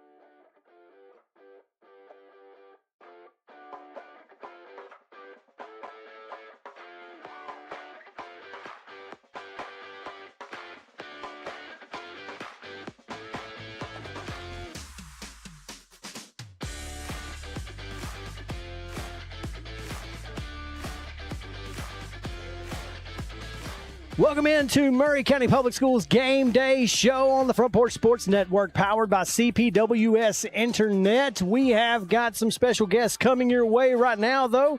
Chris Yao and Drake Colley. We're here. We are field side. We are on the west, just outside the west end zone of Jim Cartwright Field in Lindsey Nelson Stadium. At Maury County Park. At the Maury County Park. And if you haven't made plans, you got to get out here right now. This is the Maury County Public Schools Middle School Football Jamboree, and we have 10 different middle schools involved in tonight's play. They're playing 2 20-minute quarters. That's all I got. Or periods of, scoot in right here too. So there you go. Now, Chris Pointer, Maury County Public Schools Athletic Director. We have some dignitaries, administrative officials, I would say, from Battle Creek Middle School. Oh, let me get him. Let me get him on the Let's air. mic him up and make sure everybody we can go. hear. Hello, hello. There you go. Hello, hello. Now, tell us, give us a rundown and just tell us who you are. I'm Dr. Angela Roa, the principal at Battle Creek Middle School. Okay. I am Vincent Garnata, the athletic director. All right, guys. We talked to Coach Mose. We talked about this year's team. He said he lost a bunch of eighth graders last year. We did. But that doesn't mean you're going to be terrible this year, does it? Absolutely not. I mean, we got to keep the faith. Hey, if you know Coach Moat, he sandbags. Poor pitiful me, right? Poor pitiful me. And then You know, one thing we do is we work hard and we grow, and we are in a growing year in our football team. But we know that they're ready for any challenge that comes their way in the classroom or on the field. So, yeah, we lost some amazing ones to high school. We sent them on to keep on doing great things as a Grizzly. But we're ready to keep growing and getting better every day. We had some of them. I'm not going to talk about the one that left, though. I'm mad about it. That went to Lipscomb. Oh, yeah. I'm just going to keep that to myself. Okay. Yeah. We'll talk about that another day. Somebody else. Yeah. Yeah. He's still supposed to send me his schedule so I can still go love him from afar. Now we had Kev, I call him Coach Edie. We had Kevin Edie, who's the principal at Mount Pleasant, and we were talking about. He was talking about Monday is the first day of school. He said, "I'll be out there. Buses will be coming in, cars will be pulling up. I'll be greeting people." And I said, I call him Coach Edie because he was a coach back when I first met him, and that's just a habit. So I said, "Coach," I said, "You've been in education for a long time, over 30 years." I said, "Isn't the beginning of every school year different and just that anxiousness and that?" I mean, you get excited, even as educators and administrative folks. I mean, you got new kids coming in. You've got kids that moved on to high school, whatever the deal is. Talk a little bit about the emotional side of every school year, how it's different than the last. Does that make sense? It does, yeah. I mean, every school year most certainly is different than the last. It's exciting to see our kids come back. As making their way through middle school. It's super exciting to see them moving on, regardless of what high school they choose to go to do great things, to receive our incoming fifth graders. We have so many new students from outside of Murray County coming to Battle Creek, and that is super exciting that we are growing that much. And it truly is like a magical, exciting time of year on that first day of school. And really, it's not only is it about the kids, right, Vincent? It's kind of the parents that you got to because they're going from, say, fourth grade into fifth, which is a big jump now. I mean, kids are really getting to an age, and as athletic director at Battle Creek, you see within a 6-month period how a young man and young woman can grow 6 inches and just totally change physically. But it's also the parents that are handing their children off to you, and they go from being a fourth grader and on top of the totem pole in grammar school, now going into the middle school at fifth grade, and they're kind of, and not only are the kids a little apprehensive, but the parents are. Talk about addressing and assuring the parents that you're going to take care of their babies. Well, we had open house, and that's always an experience with the fifth graders coming in when that was Tuesday for the fifth graders. Yes, sir. And not only are the fifth graders' eyes wide open, a lot of the parents are as well, the ones that have never had to send their kid to the middle school, never done that transition. This is their first time, right? As well as the children. Some of it is, and I think they kind of know, like, oh, they're not the littles anymore. We kind of have to hand them off and trust the staff. And that's what I love about Battle Creek, is that we're just one big family, and we love on the kids, and and all the parents know it. And we've got a good group, good families, good community down there. I asked Coach Edie Principal Edie this earlier in the show, and I talked to him about turnover within the coaching department, or turnover of coaches. And of course, everybody in a perfect world, you wish you could find the perfect coach and he'd stay in that spot forever. and keep on coaching. Have you had any turnover this year? We had We have minimal. some minimal, but it was more in the assistant or lower. I don't know. I don't know the tiers. Assistant coach tier. So you've got tier 3s and tier 4s. And your head coaching of the major sports, they're pretty much stayed intact. I mean, you got Coach Moats. They stayed intact. This is just, third year, I think. And The one that we lost is girls basketball. Miss Borum, she wants to go up to the high school and watch her boys play. So she is not going to be the girls coach anymore, but her assistant is stepping up to it. So it should be a pretty easy transition when it comes to that. And it's building that legacy because, yes, Coach Wilson has been the assistant coach for so long. And so she knows the team, she knows the players, she knows the program. She's a teacher at the school. So even though we do have a new head coach, it's not a new face. Sure. And, as educators and coaches, we balance our love for our students and our sport, but our own children. And so Miss Borum, Coach Borum did kind of back off of coaching at the middle school to go watch our own children and their sports at the high school. And, you get a great coach and they do a great job. And then, you get that phone call or they walk in your office and they, it's almost like you see that look on their face and you know what's coming. Right. I mean, they're about to tell you, hey, I'm not going to be around next year. Right. And you're heartbroken, right? Yeah. I mean, NIL. We need NIL for coaches. I was going to say, that's one of the things, though, is when you get that perfect coach, hard to keep them in middle school. Yeah. I mean, there's because people, not only are they're pulling them. Not only are the athletes growing in their sport, so is the coach. Right. So a lot of time, if they really excel, like you expect them to continue to climb.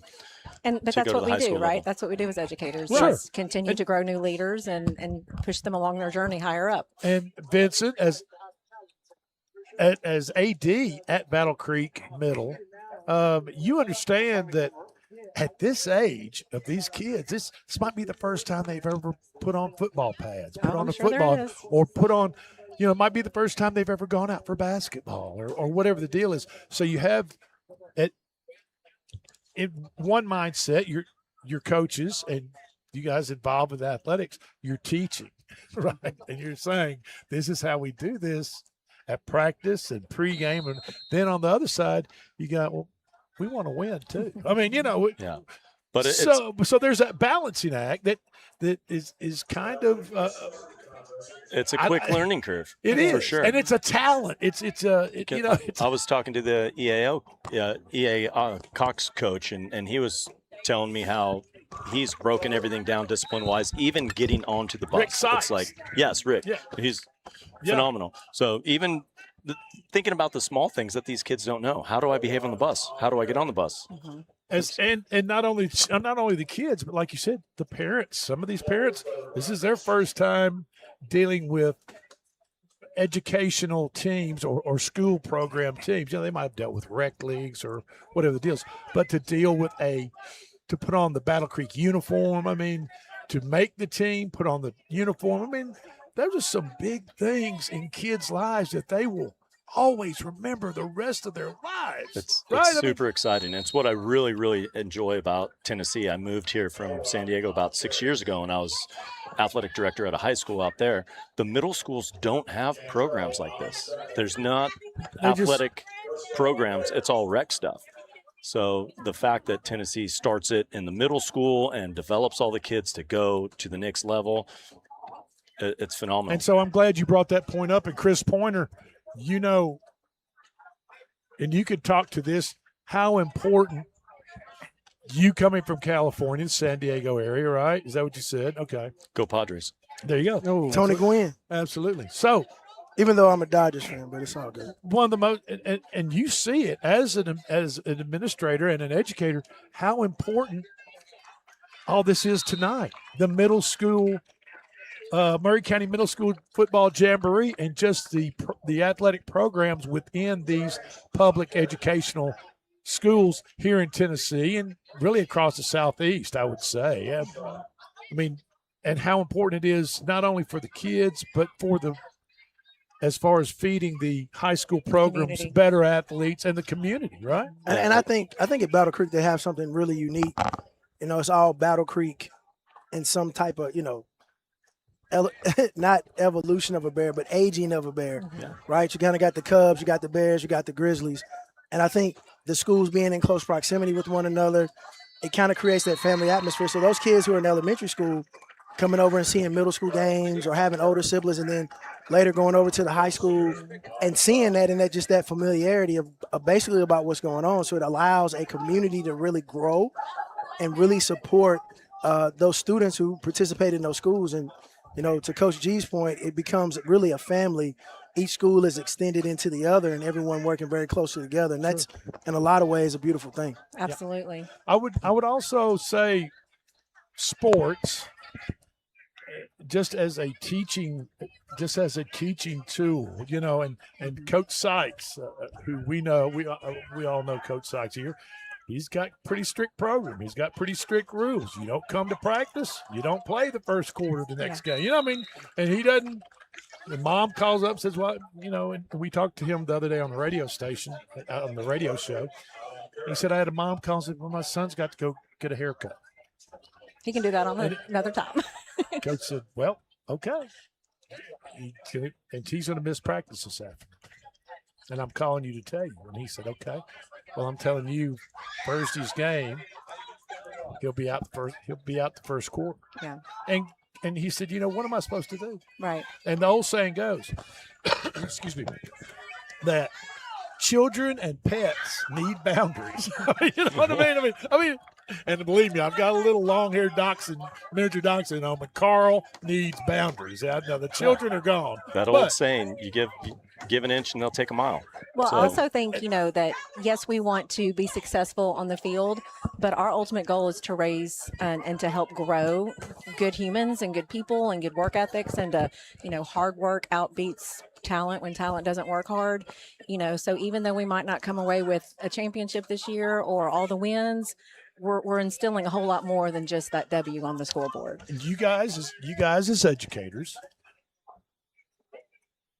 especially the athletic department, and you as a principal also, you see the performance that you get out of kids that are involved in after-school activities, whether it be band, whether it be cheerleading, whether it be football, baseball, softball, basketball, whatever it is.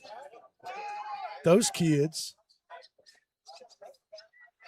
I'm just going to say it, probably on the average outperform academically or well above average. Yeah, and they learn a lot of valuable skills and tools along the way that athletics creates. When we talk about boundaries, discipline, being accountable.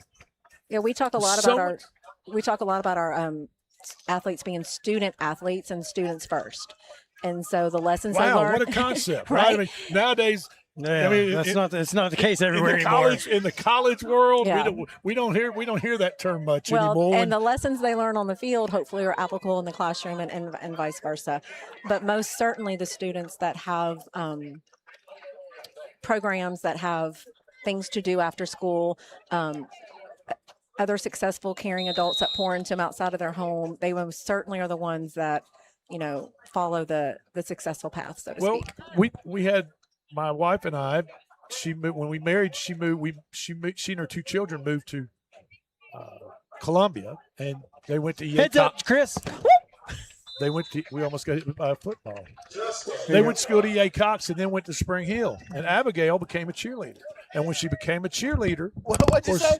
Her grades were always pretty good. I'm just going to brag on her a little bit, but she was very adamant about keeping her grades up after she became a cheerleader, because being a cheerleader was so important to her, right? And her grades are important.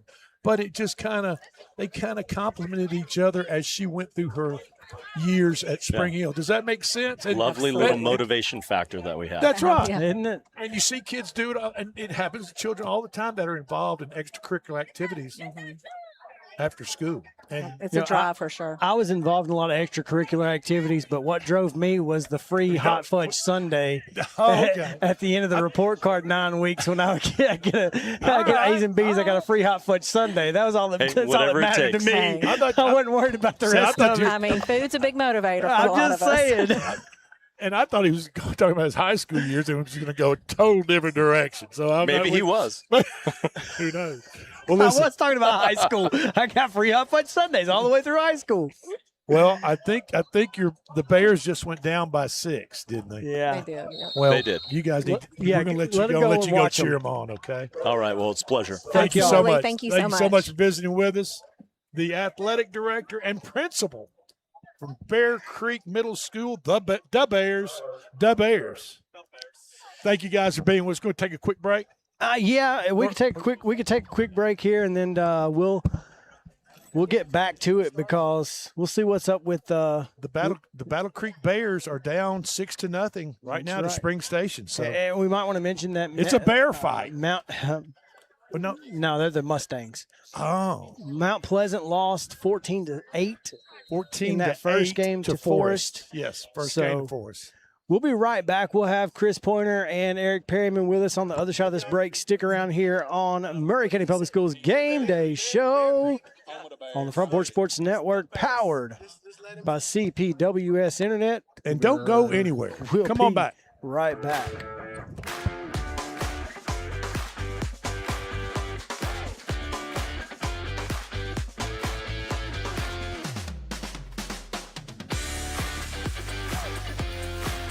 Hi, I'm Robert Rogers at Parks Motor Sales Buick GMC. And I'm Michael Parks Lawrence at Parks Motor Sales Buick GMC. Together, we're Mr. Bobby Parks' grandsons, and we run his dealership, and we are glad to be part of our local community. Being family owned and operated, we invest heavily in our community. We do things like sports teams, schools, bands, you name it. We try to help everybody we can. The reason why we do this is because we all love this community. So come do business with us, your neighbors, at Parks Motor Sales in Columbia, Tennessee, right off Nashville Highway, or at parksmotorsales.com.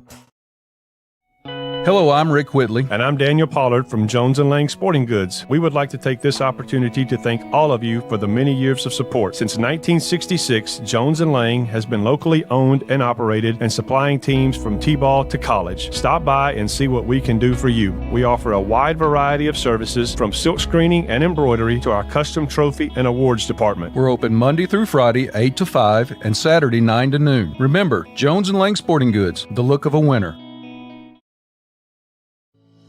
We at Hollins Pharmacy must be doing something right. We've been providing pharmaceutical services in the Middle Tennessee area for over 60 years. The guiding principles of our business are fast, accurate, friendly, personal service. We do not have long waiting lines, and our phone calls are answered by a staff member. We strive to get to know our customers by name, not just a date of birth or number. We are your locally owned hometown pharmacy, and we appreciate your business. We urge you to come visit us at Hollins Pharmacy, 1608 Hatcher Lane here in Columbia.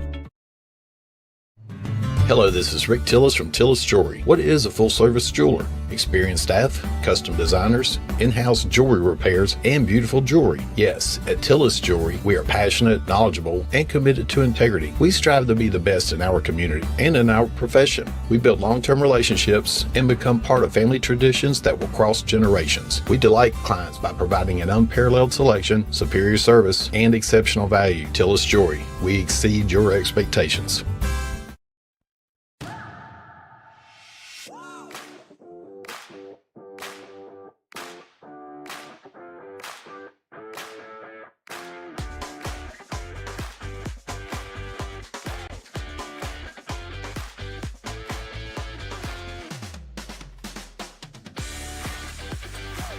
We're back here on the Front Porch Sports Network, powered by CPWS Internet. Chris Yao, the dancing Drake Colley.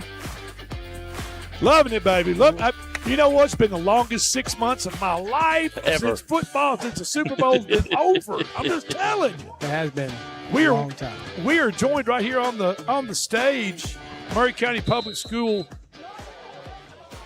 Director of Operations and Assistant Superintendent. You got it. Eric You got it. Perryman. And before we came on the air, we were just talking about some projects that are going on, that have been going on. One is just finished up. One is now in the works to start, and they involve the unit schools here in Murray County. Correct. Talk to that. So, Eric. so you know we're in year 3 now of a $28 million athletic expansion here, and we're at the point where we're finishing up some things in the big schools. We're headed to the unit schools. We just finished an indoor training facility at Cullioca Unit School, It has a 40, 45, about a 40-yard long indoor soccer field on it. Wow! Now it's not a full width, but they can play in there. They can practice this line for football because at some point Culleoka is going to have football. Whoa, we know wait, that. no, huh? We know that. Hey, if Summertown can have football, then the Culleoka Warriors can almost said Blue Devils. You almost said it. The Blue Devils. We're moving that direction, but it's really a CrossFit facility for outdoor sports. They have soccer, they have baseball, softball. It has batting cages that are in the ceiling that drop down. So when they need to play, they can play. I mean, the weather in Middle Tennessee, just wait 20 minutes and it'll change on you. That's I hope it don't change right now. It's pretty great. Yeah, it's got a new – this building has a new weight room for them. And what we've tried to do, and Chris can speak to this, Culleoka is unique to our other schools in what it offers and in the things it needed. And so we tried to tailor this building specifically to Culleoka, to that student athlete down there. But then look forward, too, because we do think eventually Culleoka is going to have football. We see that coming. So my daughter we're going trying into to explain kindergarten that, is going to see Culleoka football. That's what I'm hearing. Yes. Before she graduates. As long as the community and folks advocated within the school and they got the numbers, I mean, we put the goalposts down there for a reason. I mean, we didn't put them down there just for people to wave at them. I thought it was just looking It just looked And so can I talk to I've been hanging out and running my mouth up here on this show since it started. But I also remember Mount Pleasant was the first go round with the beautiful the turf and the fencing and all that. And then Spring Hill and Columbia were being done kind of at the same time, maybe, if I remember correctly. Right. And there were some people that I talked to that lived, say, in unit school communities, Santa Fe, Culleoka, Hampshire, and they were thinking, yeah, I've heard about this $28 million. I ain't seen none of it yet. But you know what? It's there. It is. It is now. That's a good thing. It just took a little time, folks. But you've got to admit, if you're in these communities, the structures, the Murray County Public Schools Department, they're there. They're putting these facilities in. It just took a little time. It does, and that's the thing. We went through, prioritized what we needed across the district, and we had to look at where are your greatest need, but where do you serve the most athletes too? A school like Columbia Central runs 24 sports, has over 1,000 athletes within its building or within band or within athletics. We went to those places first just because of the demand, and that's just common. That just makes common sense. It is, but we never. One of the things that Chris will tell you, we sat down at the beginning and we said everyone benefits from this. Every high school, every unit school, every middle school, everyone's getting something from this. And then we took those needs, we took what they had, what they didn't have, and we really went through them and kind of scaled back. At first, when we had it, our eyes were big and we were like, okay, we got some wants. And we had to really step back and say, hey, we're going to put those wants on the back burner, and the needs we can justify from the turf fields. Sure. And the usage, you've seen it. The rain comes, we keep playing. It's nice all the time. It's aesthetically pleasing. They can have graduation no matter how much it rains. We use it across the board, but we're doing that everywhere. And now we're moving to Hampshire. I was mentioning that to you. We've got an auxiliary gym we're going to build in Hampshire. That's a project that's going to have a weight room in it. It's going to have an auxiliary gym in it. Those Hampshire Hawks are going to love that. Yeah, they're going to love it. One of the things we've done is right now we've not touched their baseball field to this point because we're going to bundle that in with this building. And when we have people on site doing concrete, doing the different things that take place, we're going to do it all for one. Sure. Knock it out at once. Knock it out at once, disturb everybody one time, get a better price out of it. And so those things are lingering. We've got a long list of things that we haven't done, but a lot of things we have. And those things are there. The middle schools, right now we've got middle schools that are getting new basketball goals to replace their old ones that don't work. We've got nets that are going in to divide their gym for the purpose of practice. Now your boys can practice on one side, your girls can practice on the other. We speed up things. We can run tournaments in our gyms. And the beautiful thing of that is they can drop it down and run more PE classes in there. So we're trying to be smart about what we're doing, and Chris can speak to that. But our goal has never been just give you something. We want to give you what you need for your school and for your program. Yeah, and I'll just add too about what Culleoka. I mean, when you get a chance to go down there and see this indoor facility, it's as nice as any indoor facility that you can walk in. I mean, from the foyer area, the way that they did the floor and the flake, and it's the school colors, how we have the bathroom set up, to the way that the weight room is designed, to the indoor turf, the drop down batting cages, as he mentioned. It's plenty of space in there. They got 2 goals in there, so with soccer's in there running, and it is. And the thing about Culleoka too, with having middle school and high school now, that gives them one additional space. So they already had a main gym, an auxiliary gym, and now they have an indoor facility. And so when you start talking about folks being able to practice in areas or locations to be able to do things, even cheer, for that matter, has a space to go and to be able to utilize. When it rains in the spring, obviously they'll be on a schedule. It's large enough to throw bullpens in there.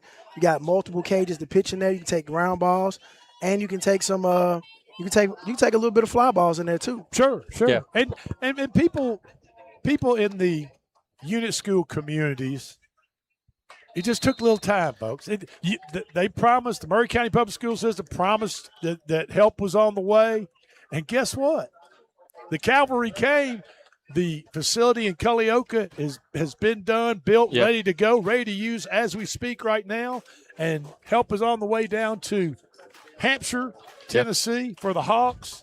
And I'm sure there's a lot planned for Santa Fe also. We've been at Santa Fe. We've got more coming at Santa Fe. And I think the people will really like what's done in the end. Fantastic. Looking forward to it. Let's take a quick 30-second break. We've got Spring Hill Middle School Generals coming up, so stick around here on the Front Porch Sports Network. We'll be right back. Coach Amos, how are you?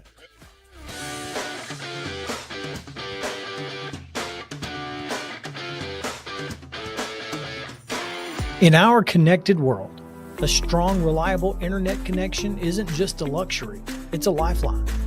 For work, for school, for staying in touch. That's why when you need assistance, you want someone you can trust. Someone who knows your community and understands the unique needs of your neighborhood.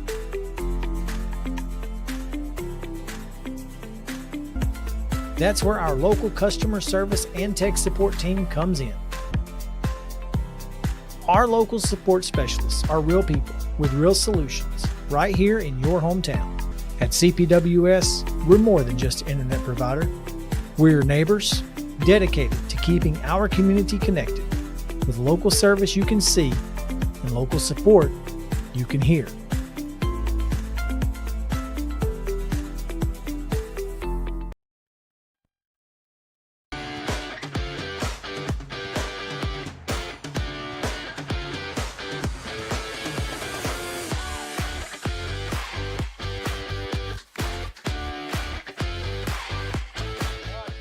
That's right. The Front Porch Sports Network is powered by CPWS Internet.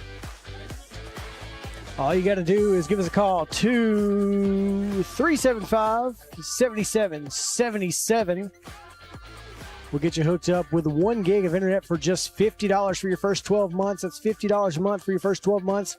1 gig of internet. So that's what we got at my house. That's what you got at your house. Well, we love it. It's love CPWS. It's really good internet, man. Yeah. We're so glad to have you guys with us here. And now we are going to bring in the Spring Hill The Generals of Spring Hill. Middle school. What's up, Coach? Zach Amos is with us, head coach. You're way down there. So how's the weather over on that end? Not too bad, man. Not too bad. Coach Amos, this is your second year. It'll be my third year. Oh, your third year this year. Yes, sir. You settled in now. I think so. Yeah. You know, I had to figure out where the good eating spots were in Spring Hill. You know, I had to get familiar with, a good gym to go to. Yeah, well, I tell you what, and you look like you've been holding up the gym, your gym workouts pretty well. Trying to, man. Gotta stay in shape. Yeah. Hey, Coach, you brought a couple of players with you. We've got Houston Hughes. Say everybody, Houston, how y'all doing? What's up? It's everybody on the internet. And we've got your quarterback with us. Yep. Grayson Brown. Grayson, you want to give everybody away? There you go. Say we're going to make stars out of you guys. That's right. So, Coach, what's the sir. vibe? What's the vibe like? What's the you've been practicing here for about a little over 3 weeks, or moving up to 4 weeks now? What's the energy? What's the vibe like? I mean, I think we've had incredible energy. I think we've had incredible effort this summer. The two young men down here, they've really stepped in as leaders and really been leaders in the charge for what we're trying to get done at Spring Hill Middle School. All right, Grayson. Yes, sir. Now you're the quarterback. Mm-hmm. And, with the plays are called from the sideline, sent in. Are you looking Mhm. forward to a pass play? Are you looking? I mean, Yeah. I mean, it's kind of what the quarterback shine, right? Mm-hmm. And I know Houston Hughes right here, linebacker and center. Yes, sir. You're kind of the guys that makes quarterback look good by keeping there, giving them a little bit more time in the backfield, right? That's right. What's that relationship between you guys as center and quarterback? You got to have a It's just, synergy there. Like, I don't even know. We just got a lot of, Do you? I don't even know. Do you work more out of the shotgun or under center, or do you try? It's about half and shotgun. half. More shotgun. Yeah. Is Yeah, that, I mean- is I that mean, nerve wracking? Make sure you get that snap off right. How many times have you snapped him over his head? Yeah, you got to be careful. More times than he wants to admit, but that's okay. Hey, we don't worry about the losses, We don't worry about the losses. Okay, just We keep focus on the keep it successes. down. Grayson, you can only jump so high, right? But the low ones you can pick up, right? Yeah. So just keep them down. All right, the Spring Hill Generals. We've got Spring Station in here tonight. Battle Creek. I mean, all of them. That kind of little cluster there in Spring Hill. Do you know guys on other teams? I mean, Yeah. Yes, I know a lot of. Yeah, I know. and so in the age of technology, Yep. we're all on our phones. We're texting. Yeah. Yep. So if you text a little trash talk to Well, Houston, you kind of give me a look like, well, yeah, I might have sent a couple of shots across the bow. yeah. I mean, Just a little bit. just a little bit. Just And gotta- it might be guys or girls that you play another sport with in another league or whatever the deal is, and now you might at some point in the season end up seeing them on the field. Now, who are you guys scrimmaging? Legacy Middle School. What do you know about Legacy, Coach Amos? I mean, that's honestly, I didn't realize how close that school was to us in proximity. There's all kind of schools nestled in that area right there. They got a great ball coach over there in Zach Engel. I think they have, I think talent for talent, but I think we're very similar. And, I'm looking forward to a really good competition tonight. That's fantastic. Now, Houston, you being a center, blocking, Yes, sir. also playing linebacker. Yes, sir. I'm just looking at your eyes. I think you prefer to play linebacker. You have a little bit more. Yeah, I you have a little- linebacker. yeah, Coach Amos, he I know has a it. little bit more fun laying the leather, laying I know on it. somebody. Hey, but than now, he does it at center too, though. do you? I mean, He'll go find somebody, Yeah. huh? and now at center, you're normally getting the biggest, strongest the player on the defensive line at nose guard, right? I mean, normally. So the right technique and everything else. Coach Amos, what about your assistants this year? Who have you got helping you? So my offensive coordinator is actually a guy, a gentleman that I found in the building at Spring Hill Middle School, Zeb Williams. He has a great offensive mind. I've actually had a great opportunity, great time in just going back and forth with him on philosophies and different play calls and concepts. And then I turned over the defensive reins over to Coach Clarence Hardison, he's had a couple. I think he's had a couple experiences here in the Youth Football League in Columbia. So I took both of those worlds and I was like, hey, I think this is a great opportunity for both of you guys, and just so happened, I don't think we really talk about it enough where visions of a program match, what the head coach wants and what the OCs and DCs want. But this is as close as I've had in a while, in a very long time. Right, and I think also probably the three or you and your assistants being realistic about about everything about the program, where you are, where you want to go. Yeah. You know, where a younger team will be. If you've got these guys are 8th graders, but if you're heavy on the younger end, you're thinking in the future down the road. And for sure. And it helps when your assistants Yeah. realize that too. Yeah. I mean, look, if I come out there and I don't have a lot of big guys, you know, especially up front, you know, what am I doing lining up in I formation? You know, having a fullback back there, under center, you know. So it's always, for me, it's always going to be players, then plays. Like, I'm going to find a system that fits my guys versus make my guys fit the system.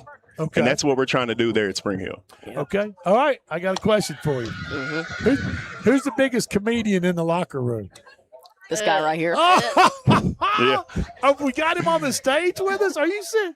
Are you? I mean, it just comes naturally, being Yeah. funny and joking around. Yeah, I love to make people laugh. It's No, good to hear. and I know there's nobody doing imitations of Coach Amos, is there? I mean, no. what do you know better? You know better than to do that. Maybe after the season's over, somebody can come up with it. Well, I mean, what do they say? Imitation is the purest form of flattery. You're exactly. You know? You are exactly right, my friend. Yeah. And I couldn't agree with you more. But I, you know, just out of now, you've got Coach Amos, you've got the other assistants. Who's the hardest on it?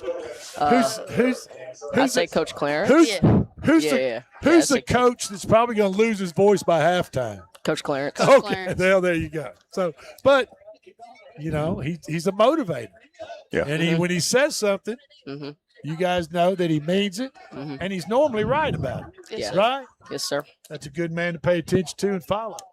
Absolutely. Yes, sir. Coach, this year in the Murray County Middle School Conference, you know, there's been a lot of parity. There's been, I don't know, how many Three different schools have won in the last 3 years? 3 different Is that schools? right?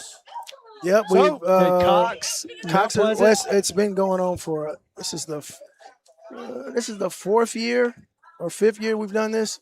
Cox won it the first year, with Thorne, then Mount Pleasant Middle, and then with Thorne again. Yeah. So there's a lot of parity within this conference. Where do you see the Generals this year? Like I said, it goes back to a lot of things I just said. You know, players over plays, coaching philosophies meshing, and the direction we want to take this program is all in sync. Okay. I have, especially with this group of 8th graders, I've had them since they were in the 6th grade. Most of them, some of them had to, you know, learn early and play in the 6th grade. So, you know, some of them, they got quite a few years of playing experience. And, I'm just going to say this, I have a very, very high goals for this group. Very high goals. And, you know, the parity is great, but you still got to go out there and produce. You still got to go out there and produce and compete. And, you know, it comes down to who makes the less mistakes. So, at the end of this season, I want you to finish this sentence with just a few words.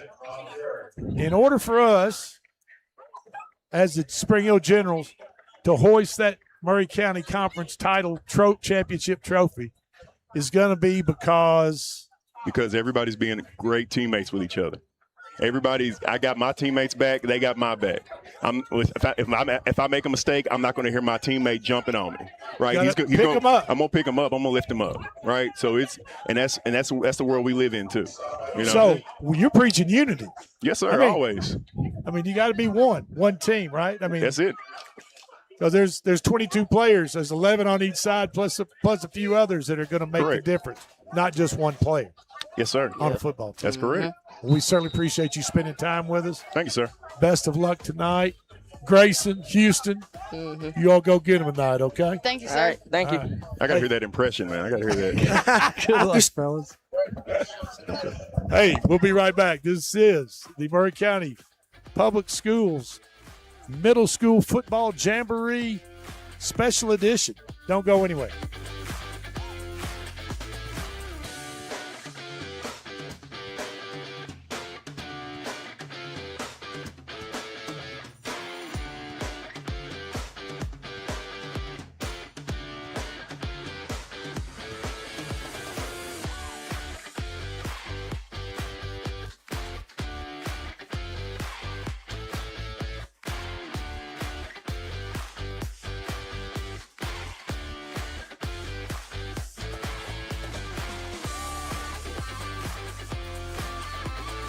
He shoots, and he scores!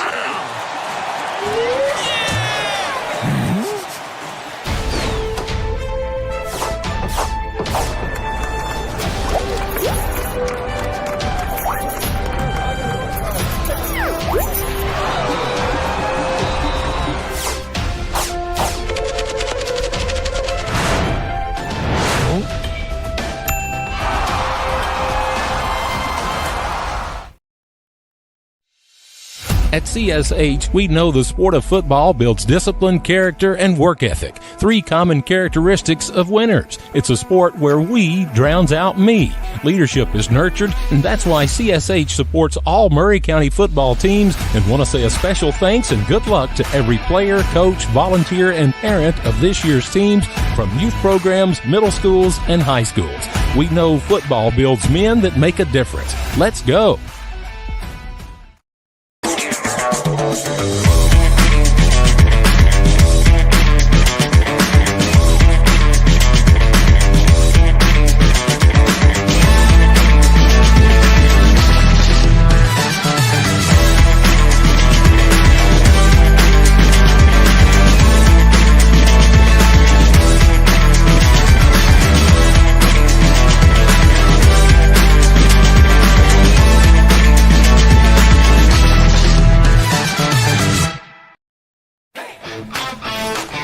This is David Usselton with Usselton Automotive, located in Columbia, Tennessee. We service all foreign and domestic vehicles. We take pride in our work, and we don't cut corners. We offer a 5-year, 50,000-mile warranty and loan our cars with almost every repair. We are located at 1201 South High Street in Columbia, Tennessee. You can reach us at 931-215-1765 or find more information at usseltons.com.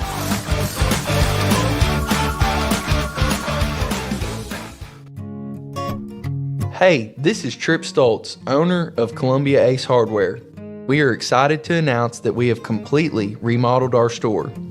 We have expanded our selection in many brands including Milwaukee, Steel, and Big Green Egg.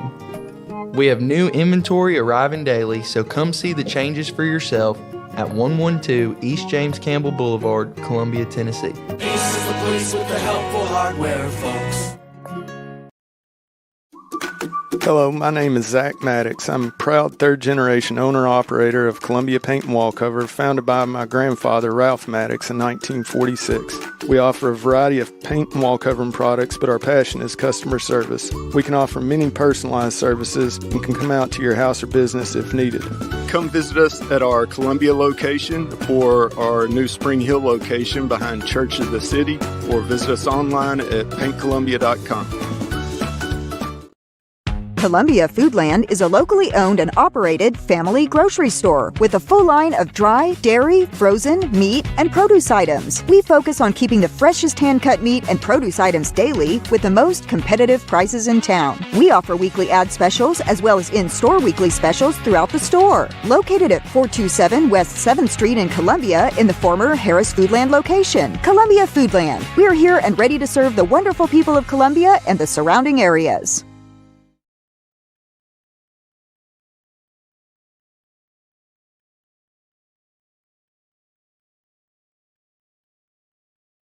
Columbia Foodland is a locally owned and operated family grocery store with a full line of dry, dairy, frozen, meat, and produce items. We focus on keeping the freshest hand-cut meat and produce items daily with the most competitive prices in town. We offer weekly ad specials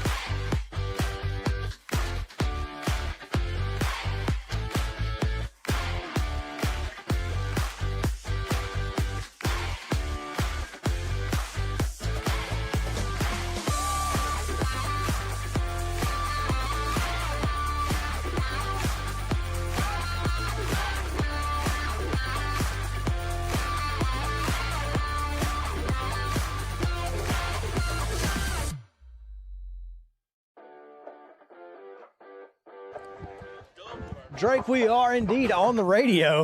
Here we are. WKOM 101.7 And FM. We're live right now on the west end of Jim Cartwright Field right here in Lindsey Nelson Stadium. Thank you for being with us as this is the Murray County Public School Middle School Football Jamboree. I'm telling you, we've got 10 different teams, 5 from Murray County, 5 from other places than Murray County, and those other places are Legacy Middle School, Woodlawn Middle School, Spring Station, Forest, Richland. And Richland. That's right. We're covered. And North, south. and we're going to be going till everywhere. Past 9 o'clock tonight, folks. If you're not doing anything and you're bored at home and want to get out, it's going to be a beautiful night. The rest of the night, there's tons of food. It might not be so beautiful. I don't think it's going to rain. Well, I'll get on the phone to the big man and see what he says. Okay, and I'll know something here after our next break. But I'm just telling you, I can smell the burgers and the barbecue cooking right now. The concession stand is wide open, and we just couldn't be happier to be right here on a Friday night on July 31st as school goes in Monday morning. morning. We've got one of the Spring Hill administrators right here with us, don't we? We do. Now, tell the people who you are, young lady. Hello, I'm Dr. Armesia Bunch. I'm the assistant principal at Spring Hill Middle School. And Doctor, we had you here last year too, didn't we? Yes, sir, you did. Isn't this a great way to kick off the school year, having all these middle school competing in such a big. It's a big deal for them, a big deal for the parents and other students of the middle school. It's a great kick out. Yeah, and let's talk a little bit about sports and education. And not only sports, but what goes along with sports. You're talking about band. We're talking about cheerleading. We're talking about all other little parts of public school life, public education, and what an important part sports plays in that. It's very important. We have some students that just don't enjoy school. You know what I think? I'm going to go and say it. Doctor, I think I was one of those. Oh, come on, Drake. Come on now. I really don't think I enjoyed school that much. I like playing basketball and tennis. And you like recess and lunch. And as I got older, the girls weren't that bad. But we're not going to talk about that. I'm just going to say. But go ahead. Finish what you were saying. But sometimes if they have something like football or band or basketball, it's an incentive to help them do better in their classes, because if they're not doing what they're supposed to do in the classroom, then they don't get to enjoy those special curricular activities. The privileges. Correct. Now, and I've always, since going to Columbia Military Academy, Battleground Academy, and graduating from Columbia Central, all those years, and even in my middle school years, I looked at playing, and I was told that playing a sport for your school is a privilege, not a right. It is privilege at Spring Hill Middle School. And in order to do that, you have to answer the bell on a few different things, right? And that first bell you got to answer is that school bell. And that's you have to have passing grades. If you don't have passing grades at Spring Hill Middle School, you don't play a game. So that is an incentive for the kids to sit in that classroom and do what they're supposed to do. And most of them can do the work, but it takes something extra to help them focus sometimes. And we just had Battle Creek's AD and principal on here, and we talked about, say, the cheerleading squad. We had a cheerleader that in our family, she went to Spring Hill. She cheerleaded every year she was at Spring Hill High School. Mm-hmm. And she made pretty good. She was pretty good at grades. But even during when she made the cheerleading squad, we could tell there was a little bit more emphasis put on the books, getting the homework done, taking time for cheerleading practice. Why? Because she enjoyed cheerleading so much. And she knew that if she slipped up and didn't make the grades or didn't do her homework or got in some type, that she might lose the privilege of being on the cheerleading squad. So that's the importance that you're talking about. And being able to control your behavior. we know these kids can control their behavior, but when we say, hey, you're not going to play a game, they really know how to control their behavior. Sure. Then. I mean, and behave properly in school, treat other people with respect, treat your teachers with respect, and you'll get treated with the same respect. Right. But if you get outside those, if you color outside those lines, then dressing up for a football game might be in jeopardy. Just dressing out as cheerleading might be in jeopardy if you get in disciplinary problems. So sports and extracurricular after-school extracurricular activities for children are so important for so many different reasons. Correct. And I think as we've got the athletic director from Murray County Public School, Chris Pointer, down here, and Eric Perriman, who are very instrumental in revitalizing our facilities throughout Murray County. And I'm talking about sports facilities because I think they realize, you realize, I realize, and hopefully everybody else realizes that how important sports really are. They might just be taken for granted over a certain amount of time. I mean, would you agree with that? Yes, I most definitely agree. I have a son that he would tell me, I don't want to go to school if I can't participate in sports. That was a motivating factor in just itself. It was. And then you kind of, I'm sure you flipped that script and said, well, then you're going to have to make a decision, young man. One way, if you're going to play sports, you got to go to school. That's exactly. That's the trade-out. Exactly. And I think we also talked about with the Battle Creek principal and AD, they used the term student athlete. And I kind of sat up straight and looked at him. I said, gosh, it's been a long time since I've heard that. You know, in the old days, you'd hear it in colleges, you know, the student athlete going to college under scholarship. And even longer since it meant something. Right. And now you don't really hear that. But it was refreshing to hear the principal of Battle Creek Middle School say, we're about to, you know, we want to do the student athlete thing. And don't you agree with that? They're a student first, and then they're an athlete second. And what a concept. As a big raindrop just hit me. I told him to hold. I told the man upstairs a little while ago to hold on. And we always tell our athletes, you represent Spring Hill Middle School, and we want you to represent us well. And they do. Isn't that great? And isn't it great to have Murray County Public Schools that has your back when it comes to beautiful facilities like Spring Hill has now? Beautiful. I mean, just something to be so proud of and so happy with. And just so tickled to show off to new parents, new students coming into your area. You say, look at this. Now, this is college. This is Division I college stuff, right? I mean, it really is. It's nice. It's very nice. The facilities are wonderful. So the facilities and the instruments are at their hands if they want to use them, but they're going to have to earn it. Yes. And they're going to have to keep doing what they're supposed to do in order to use those. Yes. And B, it's a privilege to represent Spring Hill Middle School, Spring Hill High School, any school that you're going to. Correct. So there's certain hoops you got to jump through, whether you like it or not. Right? I mean, that's it. Uh-huh. Yeah. Drake, we're gonna have to. We're not leaving. A little rain. It's just a little rain. Yeah, but it's a little rain when you got electronics. That matters. Little rain, lot of rain don't matter. We're gonna take a quick break here. We may have to get off the. Thank you so much. Thank you so much for being with us. Appreciate you. Thank you. We're gonna try to get back as soon as we can. So, if not until then, check out the Front Porch Sports Network YouTube page, Twitter account, and Facebook. see what's going on up there. Yeah, it's great. We got it. So just pull us on. You should be able to see the game live stream. Thank you, Dr. Bunch, for being with us. And this might be it for us for the night. It might be.